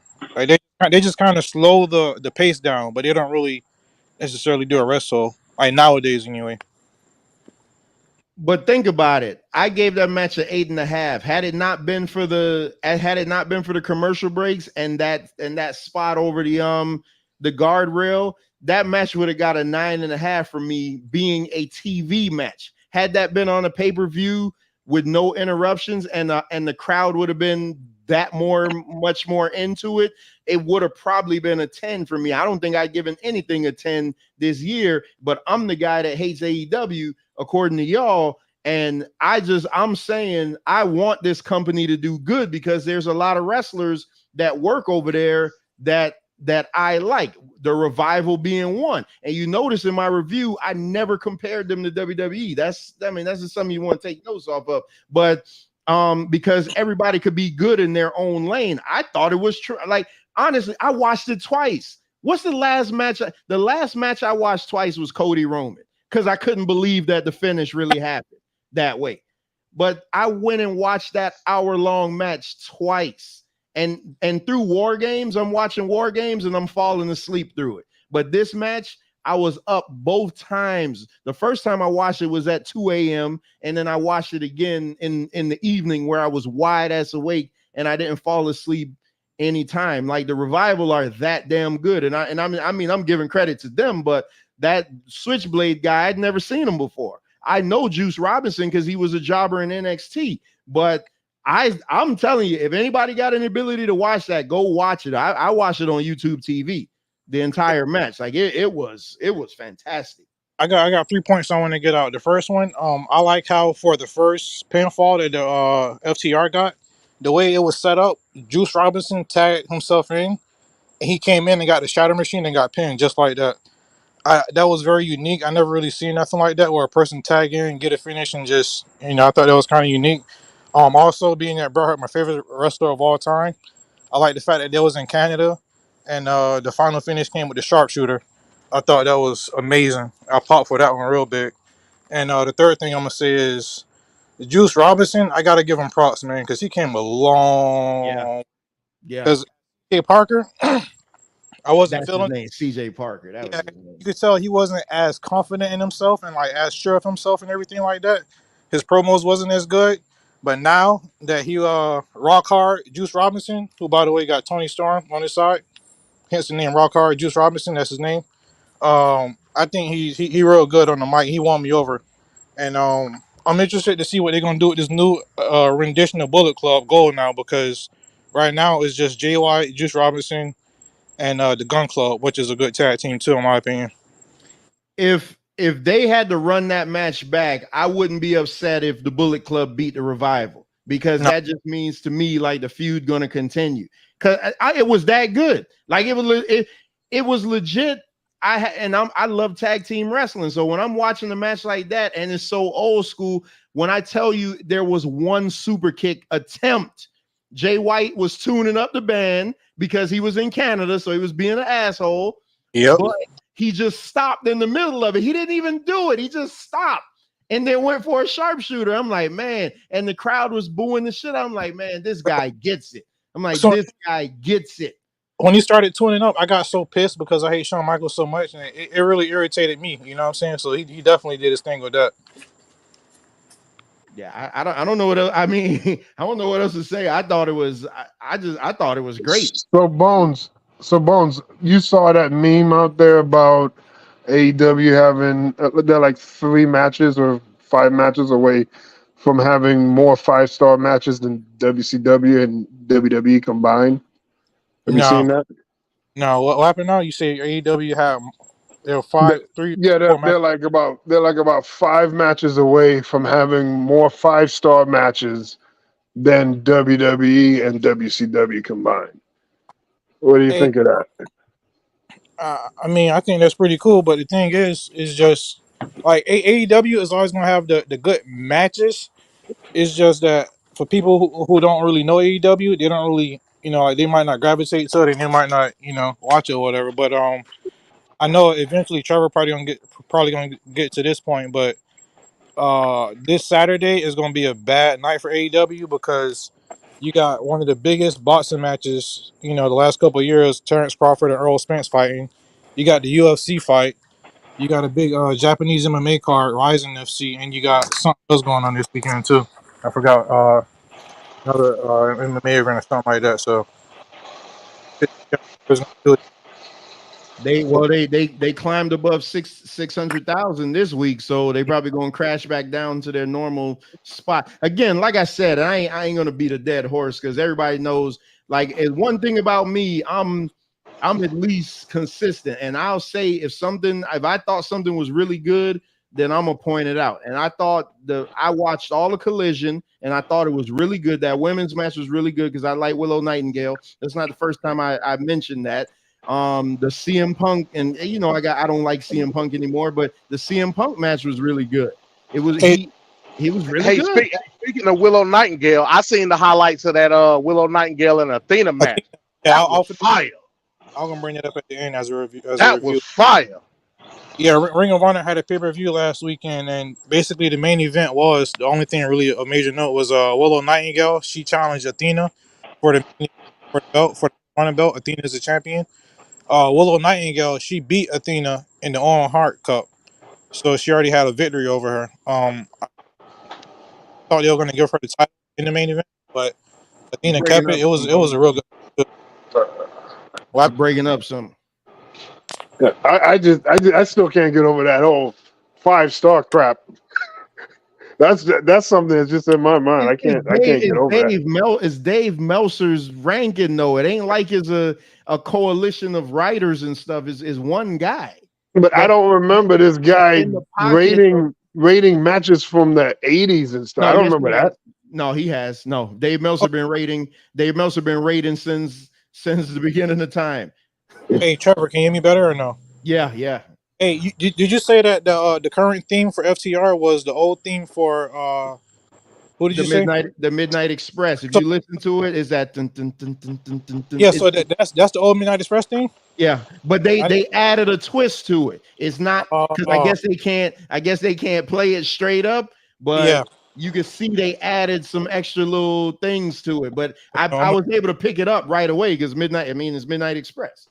Yeah, I didn't know what the music was though. The Revival is just so they just so old like that. Look at them. They don't look like the damn Brain Busters. Nobody's overly muscular. It's just what it is. Trevor, I'm going to tell you, when they first came to AEW, they cut up a little backstage segment where they were in Tony Khan's office and they had the contract in front of them, and they basically told Tony Khan, like, if we sign this contract, you got to honor all the tag team rules, like the rope break, the this, the that, everything, or else we're not going to sign with your company, basically. And if we do sign, every match that we have, you got to enforce these rules. So I thought that was pretty cool.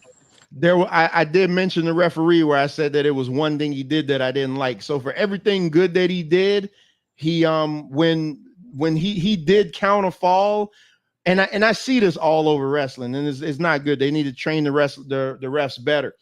He was counting away from the shoulders. So had my man got his shoulder up, there's no way for the ref to see it because he was at the feet of the wrestlers on the mat. So he's trying to count a pinfall when the guy's shoulders are completely on the opposite side. So how could he see if a guy got his shoulder up? That was the one. Besides that was the one thing, because I loved when he was like, hey, he said you got to get out of the ring. He's like, wait a minute. When I bring up stuff like that, you're like wrestling is fake. Because all of a sudden you want to. I never heard you say that. I said when I bring up stuff like that, like people, like technicalities about the wrestling, like sometimes they'll count 1, 2, 3, and the shoulder isn't up. When I say it, I stick to who I'm talking about. I don't have to be like, Lord, you're just making up stuff. Cody Rhodes didn't do it. It's a known thing in professional wrestling. I've seen 3 counts happen, and the shoulder blades are up. It's supposed to be a 3 count on the shoulder blade down. I would have never criticized that because when me and you wrestled, my shoulder blade was up. So you technically didn't beat me. First of all, that has nothing to do with what we're talking about. We're talking about TV wrestling, on-air wrestling. So the just shoulder blades are up. Just say that win was a bogus win.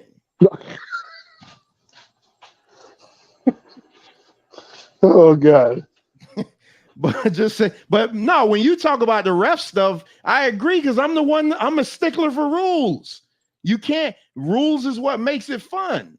If you're not breaking the rule, if you're not outright breaking a rule that we know is a rule, then how is it fun? When I see the Revival grabbing the tag rope, I'm like, you know what makes it so good? When my wife was watching it and she was like, man, I noticed they keep grabbing that rope. Because you notice stuff like that.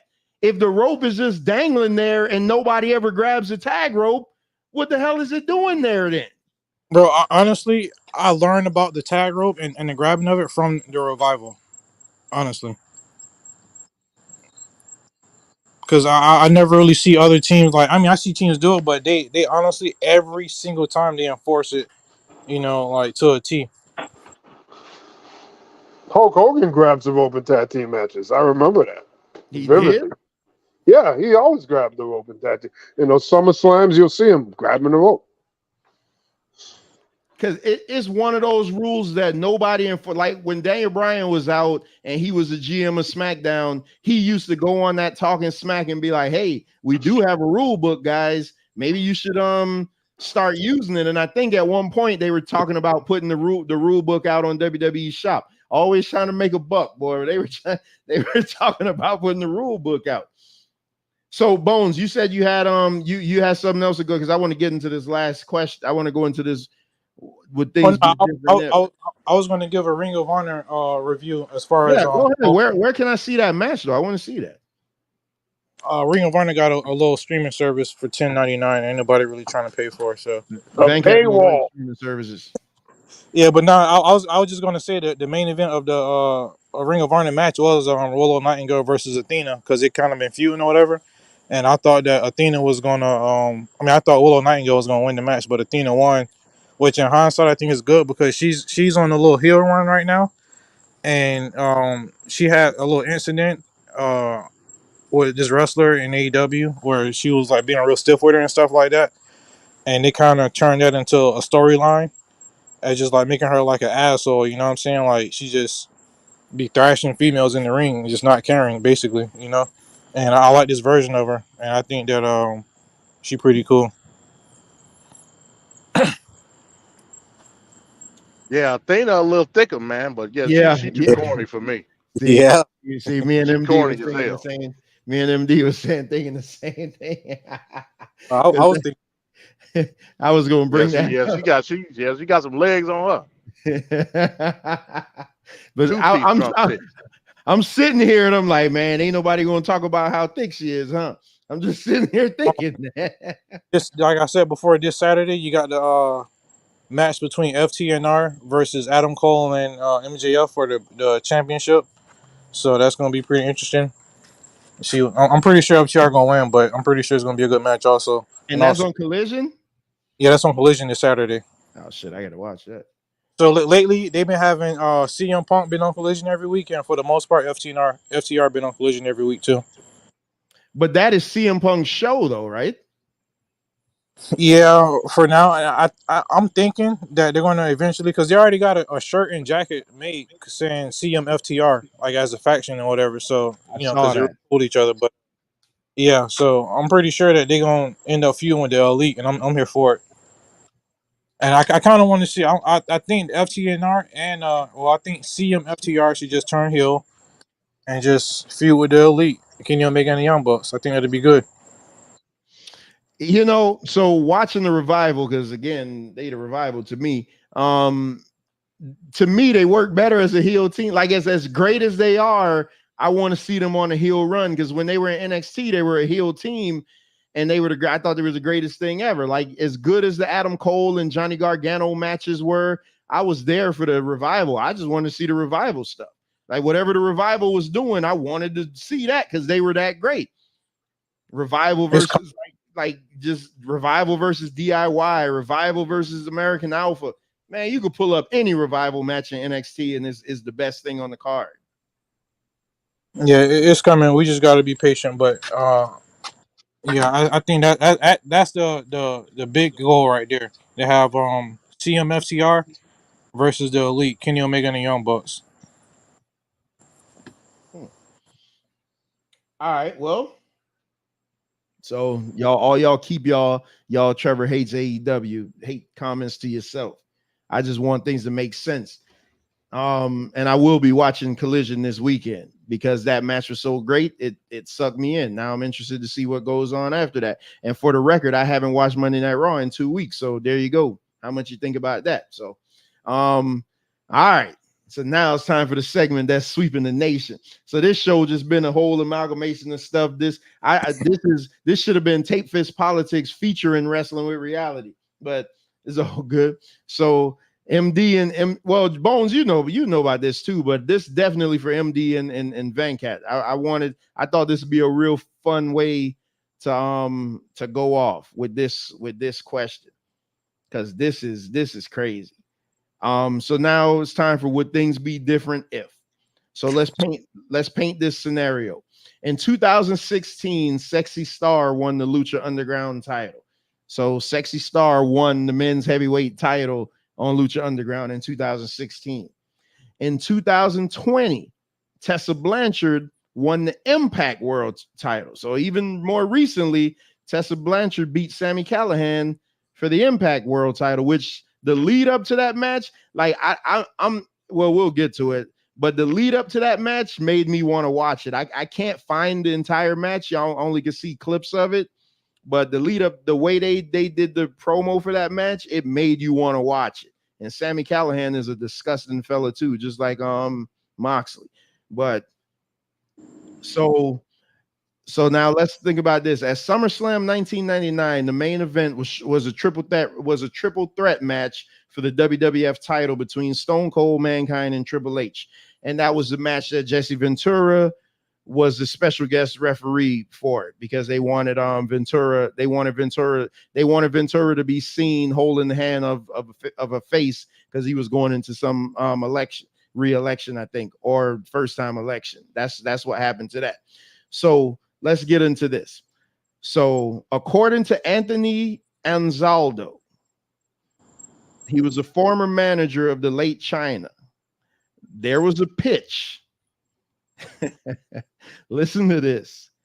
In 1999, there was a pitch to put the WWF title on China. China was going to beat Stone Cold Steve Austin for the WWF title in 1999. So this is what held it up. So they offered her the WWF championship belt, but Vince said the only way I could do it, the only way we would do it is you can't do Playboy, because that's the time when she got offered to do the Playboy spread.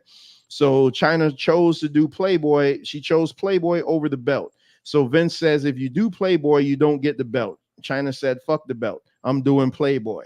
It's the highest selling out of the box Playboy edition, first week in history. More than Kim Kardashian, and top 3 of all time behind Kardashian and Marilyn Monroe. So the question is, what would have happened had they gone through with those awful plans? Because it was gonna happen. It was the pitch. Why are you saying it's awful? You tell me. I mean, back then, China was like legit could beat your ass. I think that's an awful idea. That's an awful idea.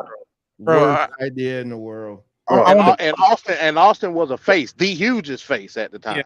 Yeah. The biggest face in the world. It's not an awful idea. I've heard a lot worse. A woman. Offend any females, you know what I'm saying? But, bro, a woman shouldn't be the world heavyweight champion on a roster full of men. I'm sorry. I just can't buy into that. It's unrealistic.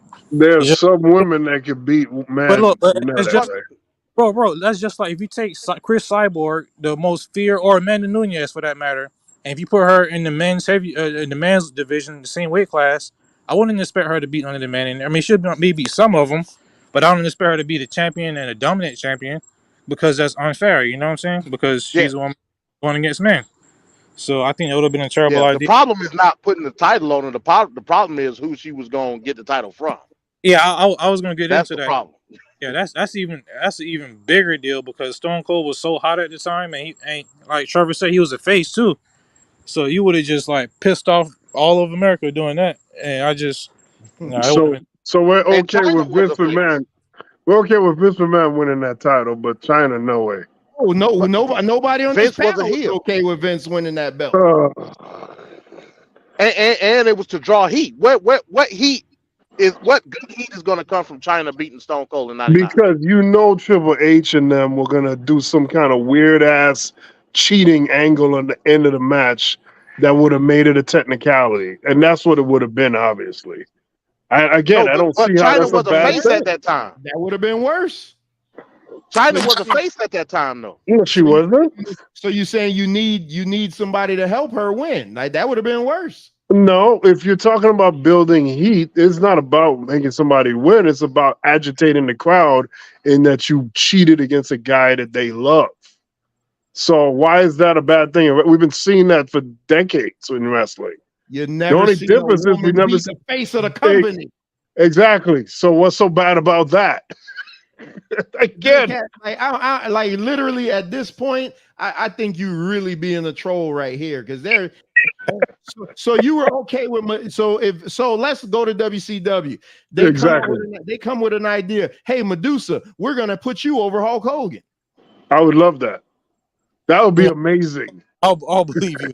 Yeah, he full of that would be amazing. Because I know one thing, Medusa's legit can wrestle. I know that. So my bad. If she cheated to win, I'm good. Like I said, it was a transition for China at that time. Remember, 99, wasn't she in the King of the Ring in 99 too? She was in the King of the Ring, I think the year before, and they cheated her out of it. Yeah, you got to think China was in a transition. She was still with Triple H, but she was garnering like face attention at that time. So it would have been a bad look, man. She won the Intercontinental title. She won the Intercontinental title against Jeff Jarrett.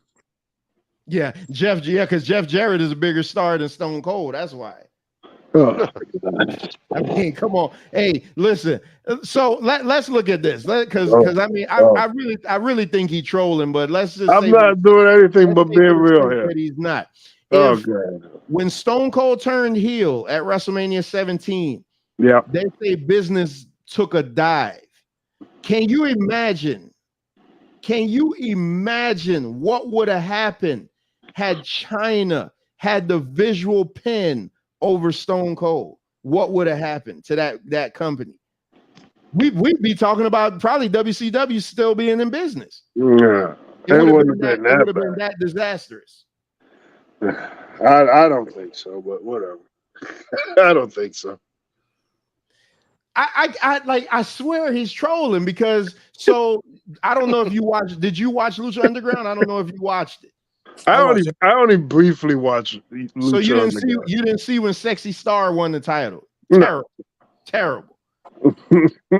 But that's Lucha Underground though. So what did Tessa Blanchard? Oh, and speaking of LA Knight, you know LA Knight got heat because of his comments.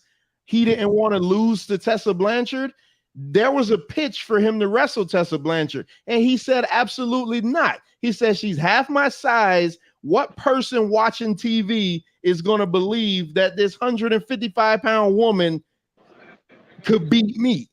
I agree. And he's absolutely right. I wouldn't want to lay down to a female either like that. You know, I wouldn't do it either. I agree 100% with him. Like I said, it depends on the situation, though. But China's different than regular females. Yeah, she was the hottest thing outside of WWE at that time. Tessa Blanchard was. Like, she was hot. She made people want to watch Impact. You know what I'm saying? I think they left money on the table. I know why they didn't sign her, because the rumor was always for her against Charlotte at WrestleMania, which I think would have broke every damn record in the world. But the reason they didn't is because of her treatment to like black wrestlers and stuff, black female wrestlers. That's why no one signed her yet, because she's like why? So wait a minute, hold on.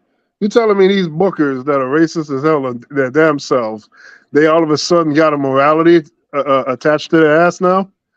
Why? I mean, why would that even bother them? It ain't 1984 no more, Venkat. Venkat being a troll, man. Venkat proved tonight, so we found out he a communist. This is crazy, man. Cowboy Bill Watts ain't booking no more, man. Like, you know what I'm saying? Venkat believes that it would have been a good idea for China to beat Stone Cold Steve Austin. That would have been a hell of a shocking moment at SummerSlam. Hey, 1, 2, 3, pin his ass on the mat, clean as a sheet. There you go. Why not? Bro, Venkat, What year was this too? Was this 99? 99. Okay, so when did he get dropped on his head by Owen Hart? 97. That was 97. 97, right. So a hobble cripple Stone Cold. It's hard for me to believe that one of the baddest women on the planet at the time couldn't have taken him out. Really. We've seen some goofy joke. I almost said a joke, but I'm not gonna say it. Say it. No, say it. Because she's deceased, I'm not gonna say it. Oh God. Man, I want to. You got to stop being the heel minister, man. I want to say it so bad. Stop saying stuff. You talking about the baddest woman in the world couldn't beat Stone Cold? That's what you're saying. The crippler. She couldn't handle X-Pac either. Oh, I'll be damned, Trevor. I'll be damned. That friggin' heel showed up. It's like a leprechaun. It just shows up every night. One night in China. Damn. Oh God. Now you wonder why you can't get sponsors. You ought to be ashamed of yourself, Trevor. Damn. I mean, hey, y'all shut up. Damn. It was there though, man. Like the joke was there, but there ain't no statute. What them comedians say, there ain't no statute of limitations on jokes. Because I heard a guy, who was it, Jeffrey Ross? He was he was doing a roast on somebody, and on Flavor Flav, and he was like, Flavor Flav is a worse father than Chris Benoit. And I'm like, the Chris Benoit thing had just happened. Oh my God. Yeah, there ain't no statute of limitations on the jokes, man. I mean, it's jokes. Mm. Damn, Venkat, you the ultimate troll tonight. I cannot. What are you calling me a troll? Venkat and China. So MD said it right. China was over. We ain't gonna pretend. China had that run where she was just, everything she did was believable because of her body type. She was like, it's like with Rhea Ripley. I can see Rhea Ripley going in, beating Roman, whooping some dude's ass. But Roman. I can't. Yeah, so Rhea Ripley gonna win the men's Royal Rumble, yes, and take on Roman. Yes, but you know the pitch was for Moxley to wrestle Nia Jax at WrestleMania, right? Oh, really? They were leading up. They were leading up to that. But man, that would have been two unsafe ass people in the ring if I ever seen it. Bro, I was just want to say, Nia Jax is not a good worker, man. Yeah. Hey, remember the match between her and Charlotte? Well, the Botchamania match where they got mad at each other and started fighting each other for real. Yeah. So I went to the Raw afterwards the following week where they had the rematch or whatever, and like even just seeing her in person, bro, like she not it. She don't got it. That's nepotism at its finest there. Yeah. Nepotism at its finest. Yeah, but she wasn't it. So, but again, it's crazy. The Samoan guys, they got all this legacy. The Samoan women, they're horrible. Like each and every one of them. Oh my God. Nia Jax, Tamina, hell, the Rock's daughter, all of them bad, yo. I don't know, like why can't it like translate to the females? I don't know what's going on.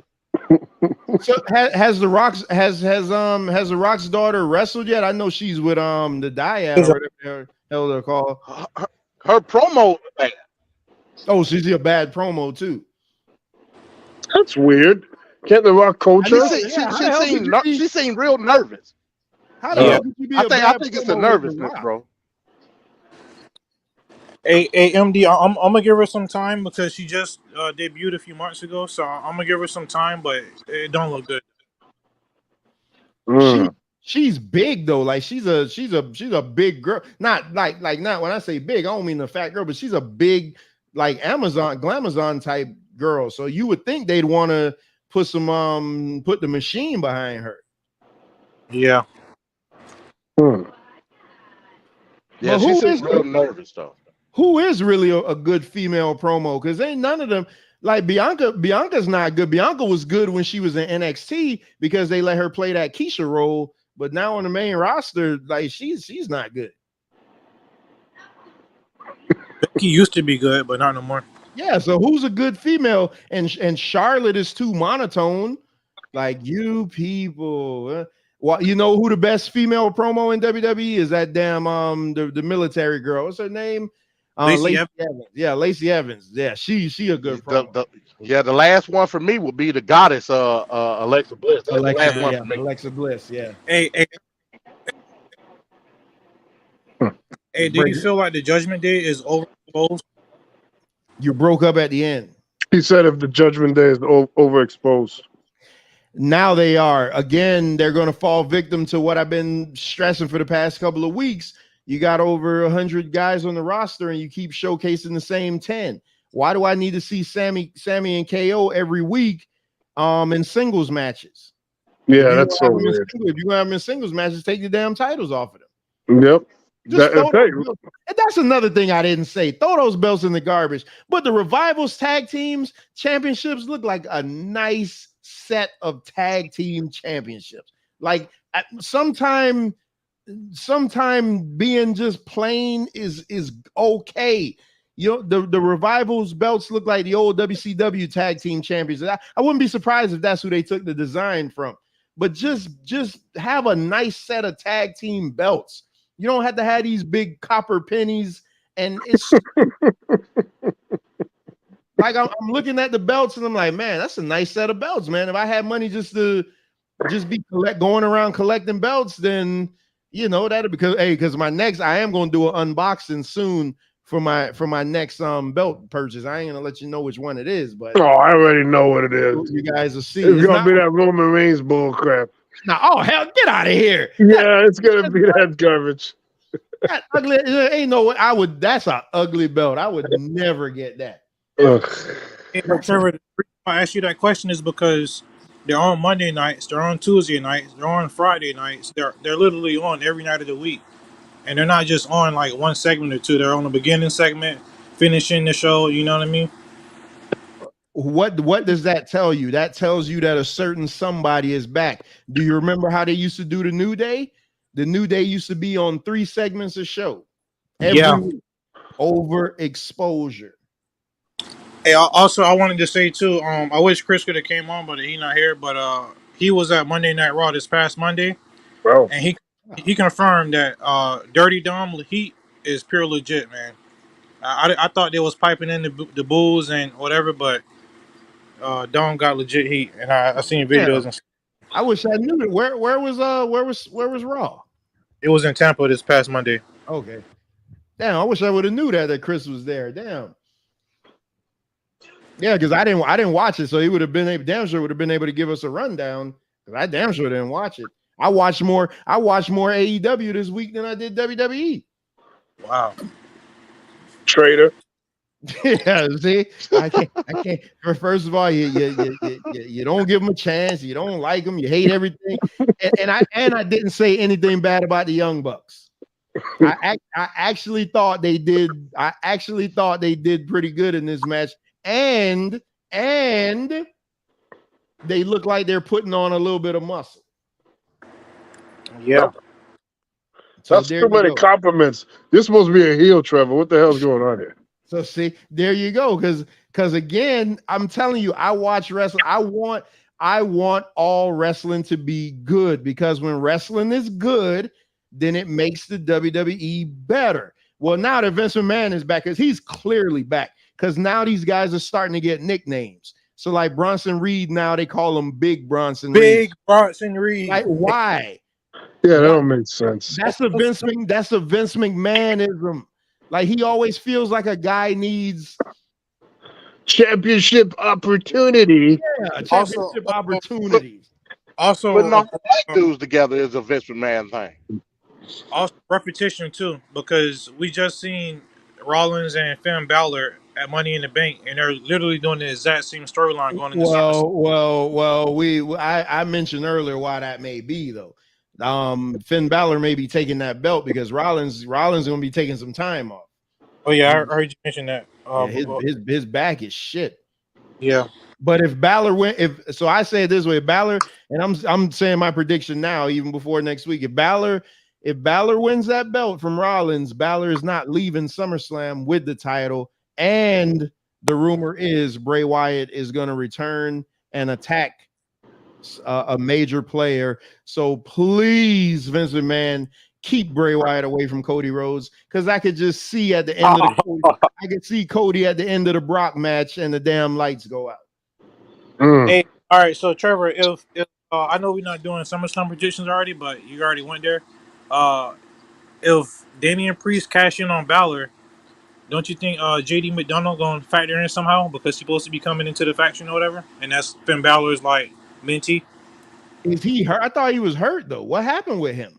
I don't know. So you saying that I think. What do you mean to stop? No, I feel like because somebody gonna get kicked out of Judgment Day, whether it's Balor or Priest. Oh, it's So Balor, definitely Balor. Well, I figured maybe they might kick Priest out and then replace him with JD McDonough or something like that. Nah. So did you see the meme with Rollins on the floor and the Judgment Day all around them, and they're like, wouldn't this be the perfect time to cash in right now at this moment? Like, so what happened there? Makes too much sense. Yeah, they're all standing around him, and he's on the floor, battered and bruised. Yeah, and he didn't cash in right then and there. From what I saw, I think somebody came out like they were standing right there, and Finn Balor and Damian Priest were looking at the came out. Who was it? I think Sami Zayn came out.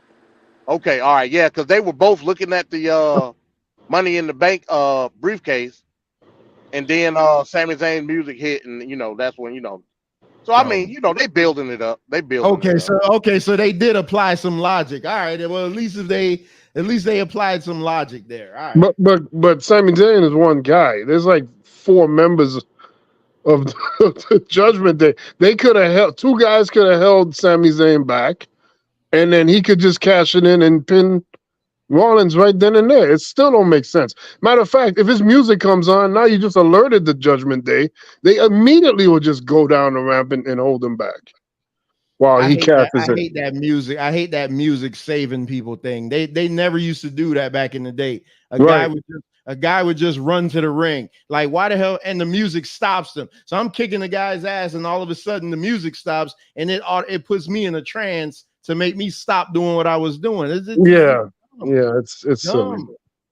Yeah. Like this shit don't have to be that complicated. Like literally, I just watched the match 2 times that was just straightforward down the middle. Nothing had to be complicated. You don't have to make this stuff so complicated all the time. I don't know. Well, fellas, I'm looking at the clock on the wall and it's telling me it's time to go because I have not eaten dinner yet. And this is my problem. I've been eating too damn late, man. So what SummerSlam is it Saturday. It's next Saturday? Yeah, the 5th. Oh shoot. Okay, so that means we have to do a preview prediction show, and then we have to do the review show, reaction show. Yep. Yeah, but is that the review show gonna have to be on Wednesday because it's at night. It's a 8 o'clock show. It's 8 o'clock. Yeah. Is it Saturday or Sunday? It's Saturday night at 8. Why are they doing this? Yeah, I know, man. I got so used to them bitches coming on at 3. Oh, I know, because it's in America. That's right. Damn it. Man, they should go back to 3, man. That should be the ideal time, man. Yeah, it's SummerSlam, so you would think they would start it earlier because it's going to be like a longer show. You know what I'm saying? Right. I would assume. Right. So at least 4 hours long. Yeah, it's on the 5th though. It's next Sunday. I mean next Saturday. But that's crazy. Yeah, I don't like that, man. The night show. I got so used to the daytime. Yeah, they should at least start it at 6, maybe. You know what I'm saying? Oh, frig. We should have gotten a preview show in there. and they don't even know what the whole card is. Oh, yeah, that's the other picture. Yeah, They don't even know who's wrestling Rhea. Oh, I mean, we know it's that's supposed to crazy. be Raquel, but they haven't finalized it. yeah. I It's mean, gonna this be a long card in SummerSlam. It's gonna be a long card. it used to be like a good month or two. You would know the whole card before the event. You would know it. That's another thing I meant to say about AEW. When Collision came on, they set it up so perfect. You had the Revival talking about the match, what they were going to do. You had Willow Nightingale and Ruby talking about the match. You had Garcia and CM Punk talking about the match before the show even started, telling you what was going to happen. Easy setup. They used to do that. They used to do that on all WWF pay-per-views.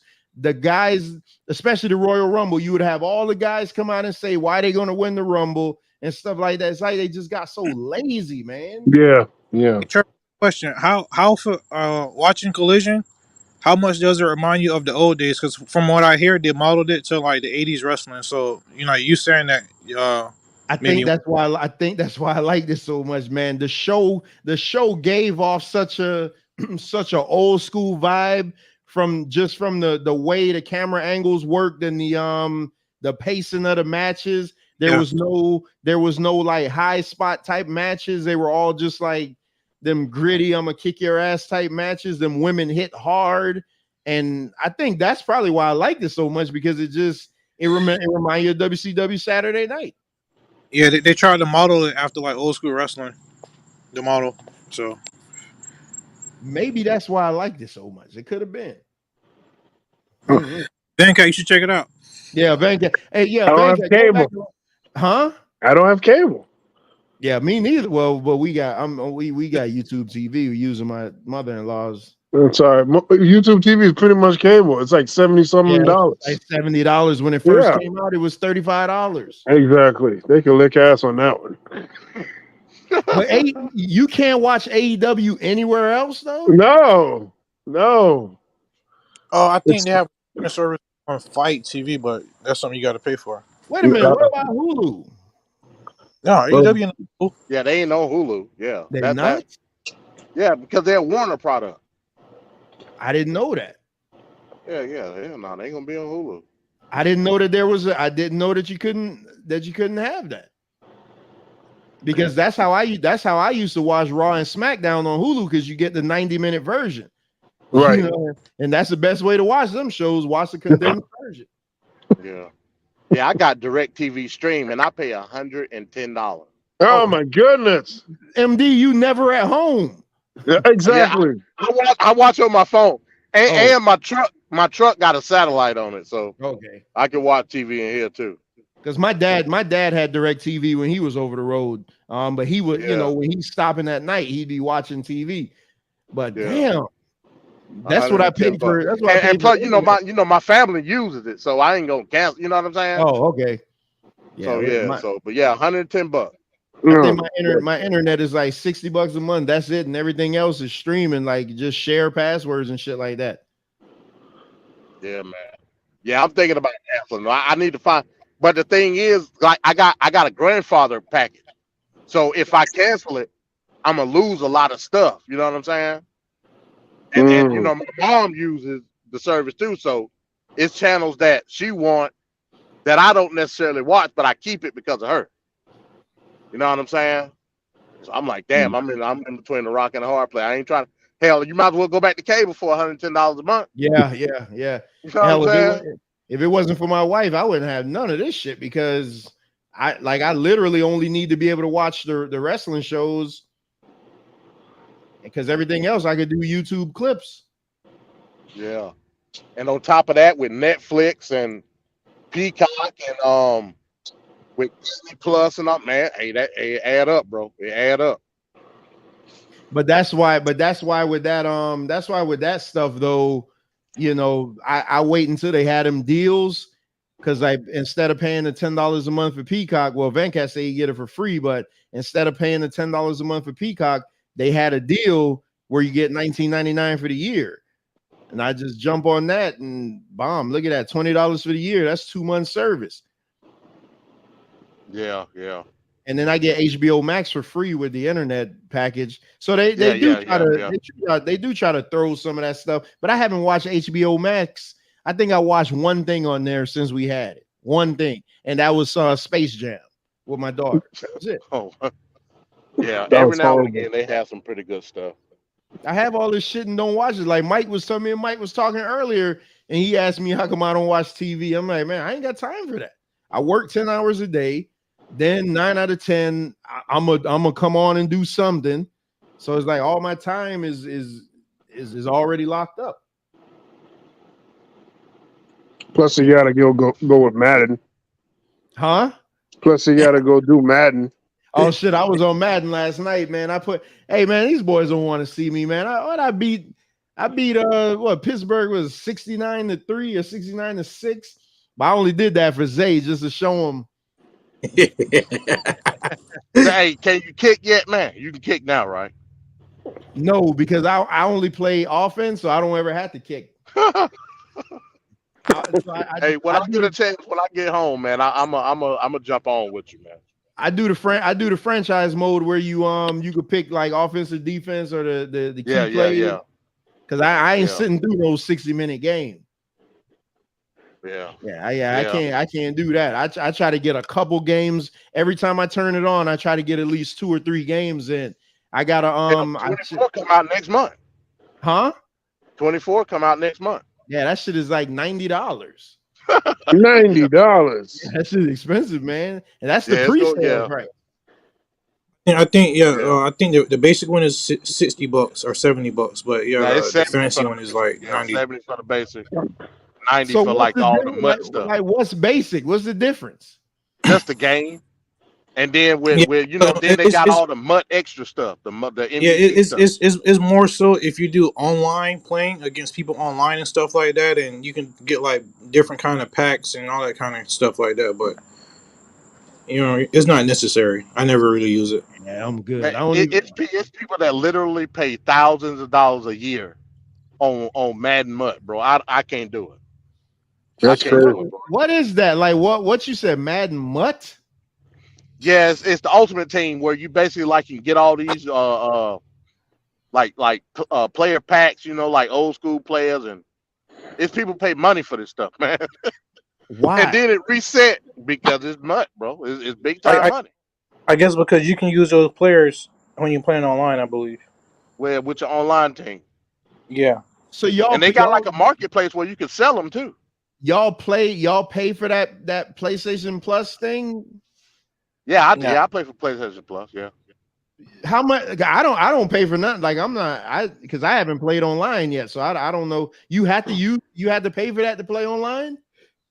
Yeah, I think you got to have PlayStation Plus to play online. Yeah. Boy, they gonna get you. Damn that the machine costs $500. They gonna get you no matter what. Yeah, but I got kids, man. They be playing like Call of Duty and you know what I'm saying, stuff like that, man. So damned if you do, damned if you don't. Damn. I be playing that Street Fighter, man. Y'all gotta that Street Fighter. That shit is fun, man. But you gotta learn the controls, like to do all the moves. But it's a fun game. Like if you're just sitting there and you ain't got nothing to do, you turn that on. Yeah, it's actually better than I thought it would be. It's pretty good. Yeah, that's just fun, man. Especially once you learn how to do the move sets, man. But for some reason, the girls keep kicking my ass. I can't beat Cammy or Chun-Li for nothing. The Titan girl is pretty tough too, man. Who? The Titan girl. She's like a big. I haven't gotten her yet. Yeah, I saw her. Yeah, look like a gladiator helmet on her head. She a beast for real. I haven't gotten to her because I can't get past Chun-Li and Cammy. They keep kicking my ass. I guess Venkat's right. Then China should have beat Stone Cold. That's right. All right, fellas. I'm about to lock them down, man. I got to eat my dinner and get something to drink. All right, peace, y'all. Hey, I'll be at West Palm Beach tomorrow, Venkat. Hey, I'm already feel like I'm in a strange country, man. Don't come around me with that communist stuff, man. Yeah, I heard you talking about you coming to the country of Florida tomorrow. Yeah, it's dangerous out here. Do it right now. Palm Beach is bad too. They market Palm Beach as being a great place. Palm Beach got some ghettos, like some slum. Don't let that shit fool you. Yeah, I got 2 stops beach. And I got, Y'all, you breaking up, MD? I got 2 stops in West Palm Beach. Then I got to go to Coconut, wherever that's at. Coconut Creek? Yeah. Yeah. That's where I used to live. Yeah. Damn, shit, we just left Coconut Creek a couple years ago. I lived in Coconut Creek for a good while. Yeah, we used to live in Coconut Creek too. I'm in and out. I'm getting to not, man. I'm in and out. So you're not doing no layovers? You just nah, man. Yeah, I'm in and out. They want me to get on a new route coming down here this week. I'm like, nah, I'm good. Florida, not truck friendly, bro. Yeah, it's not. And I try to I deal with a lot of logistics and stuff, and to try to get drivers to try to get loads into Florida is hard, man. Like to try to move freight in and out of Florida, that shit is ridiculously priced, and it's hard to get drivers to come in and do it. Yep. Yeah. So I guess Florida, I guess we are our own little country down here. Y'all crazy as hell. About Florida is not part of the South. It's not. Culturally, it is what it is. Culturally, y'all may be the furthest south, but culturally, y'all not the South. Here we go. Florida, the same boat as I put in New York City. You're an amalgamation of a bunch of people. Yeah, I agree with that. We're a big melting pot. I agree with that. Everything past Orlando is foreign to me. Everything Orlando, man. Well, all right, fellas. Let me go and lock this one down. We're hitting that 4-hour mark. Peace. I'm out. All right, peace. All right, peace, everyone. Oh man. All right. Well, Straight Talk Society, there you have it. Another fantastic episode of Wrestling with Reality / Tape Fist Politics.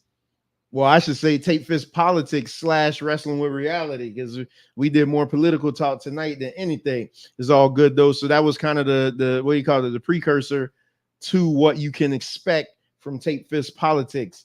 And y'all see how passionate Venkat is about that. So that should be great. We just got to lock down a day for it. We really don't know when we're gonna do it. What we got coming up, Friday, we're off tomorrow, but Friday we are gonna review UFC 291. That's Friday night at 8.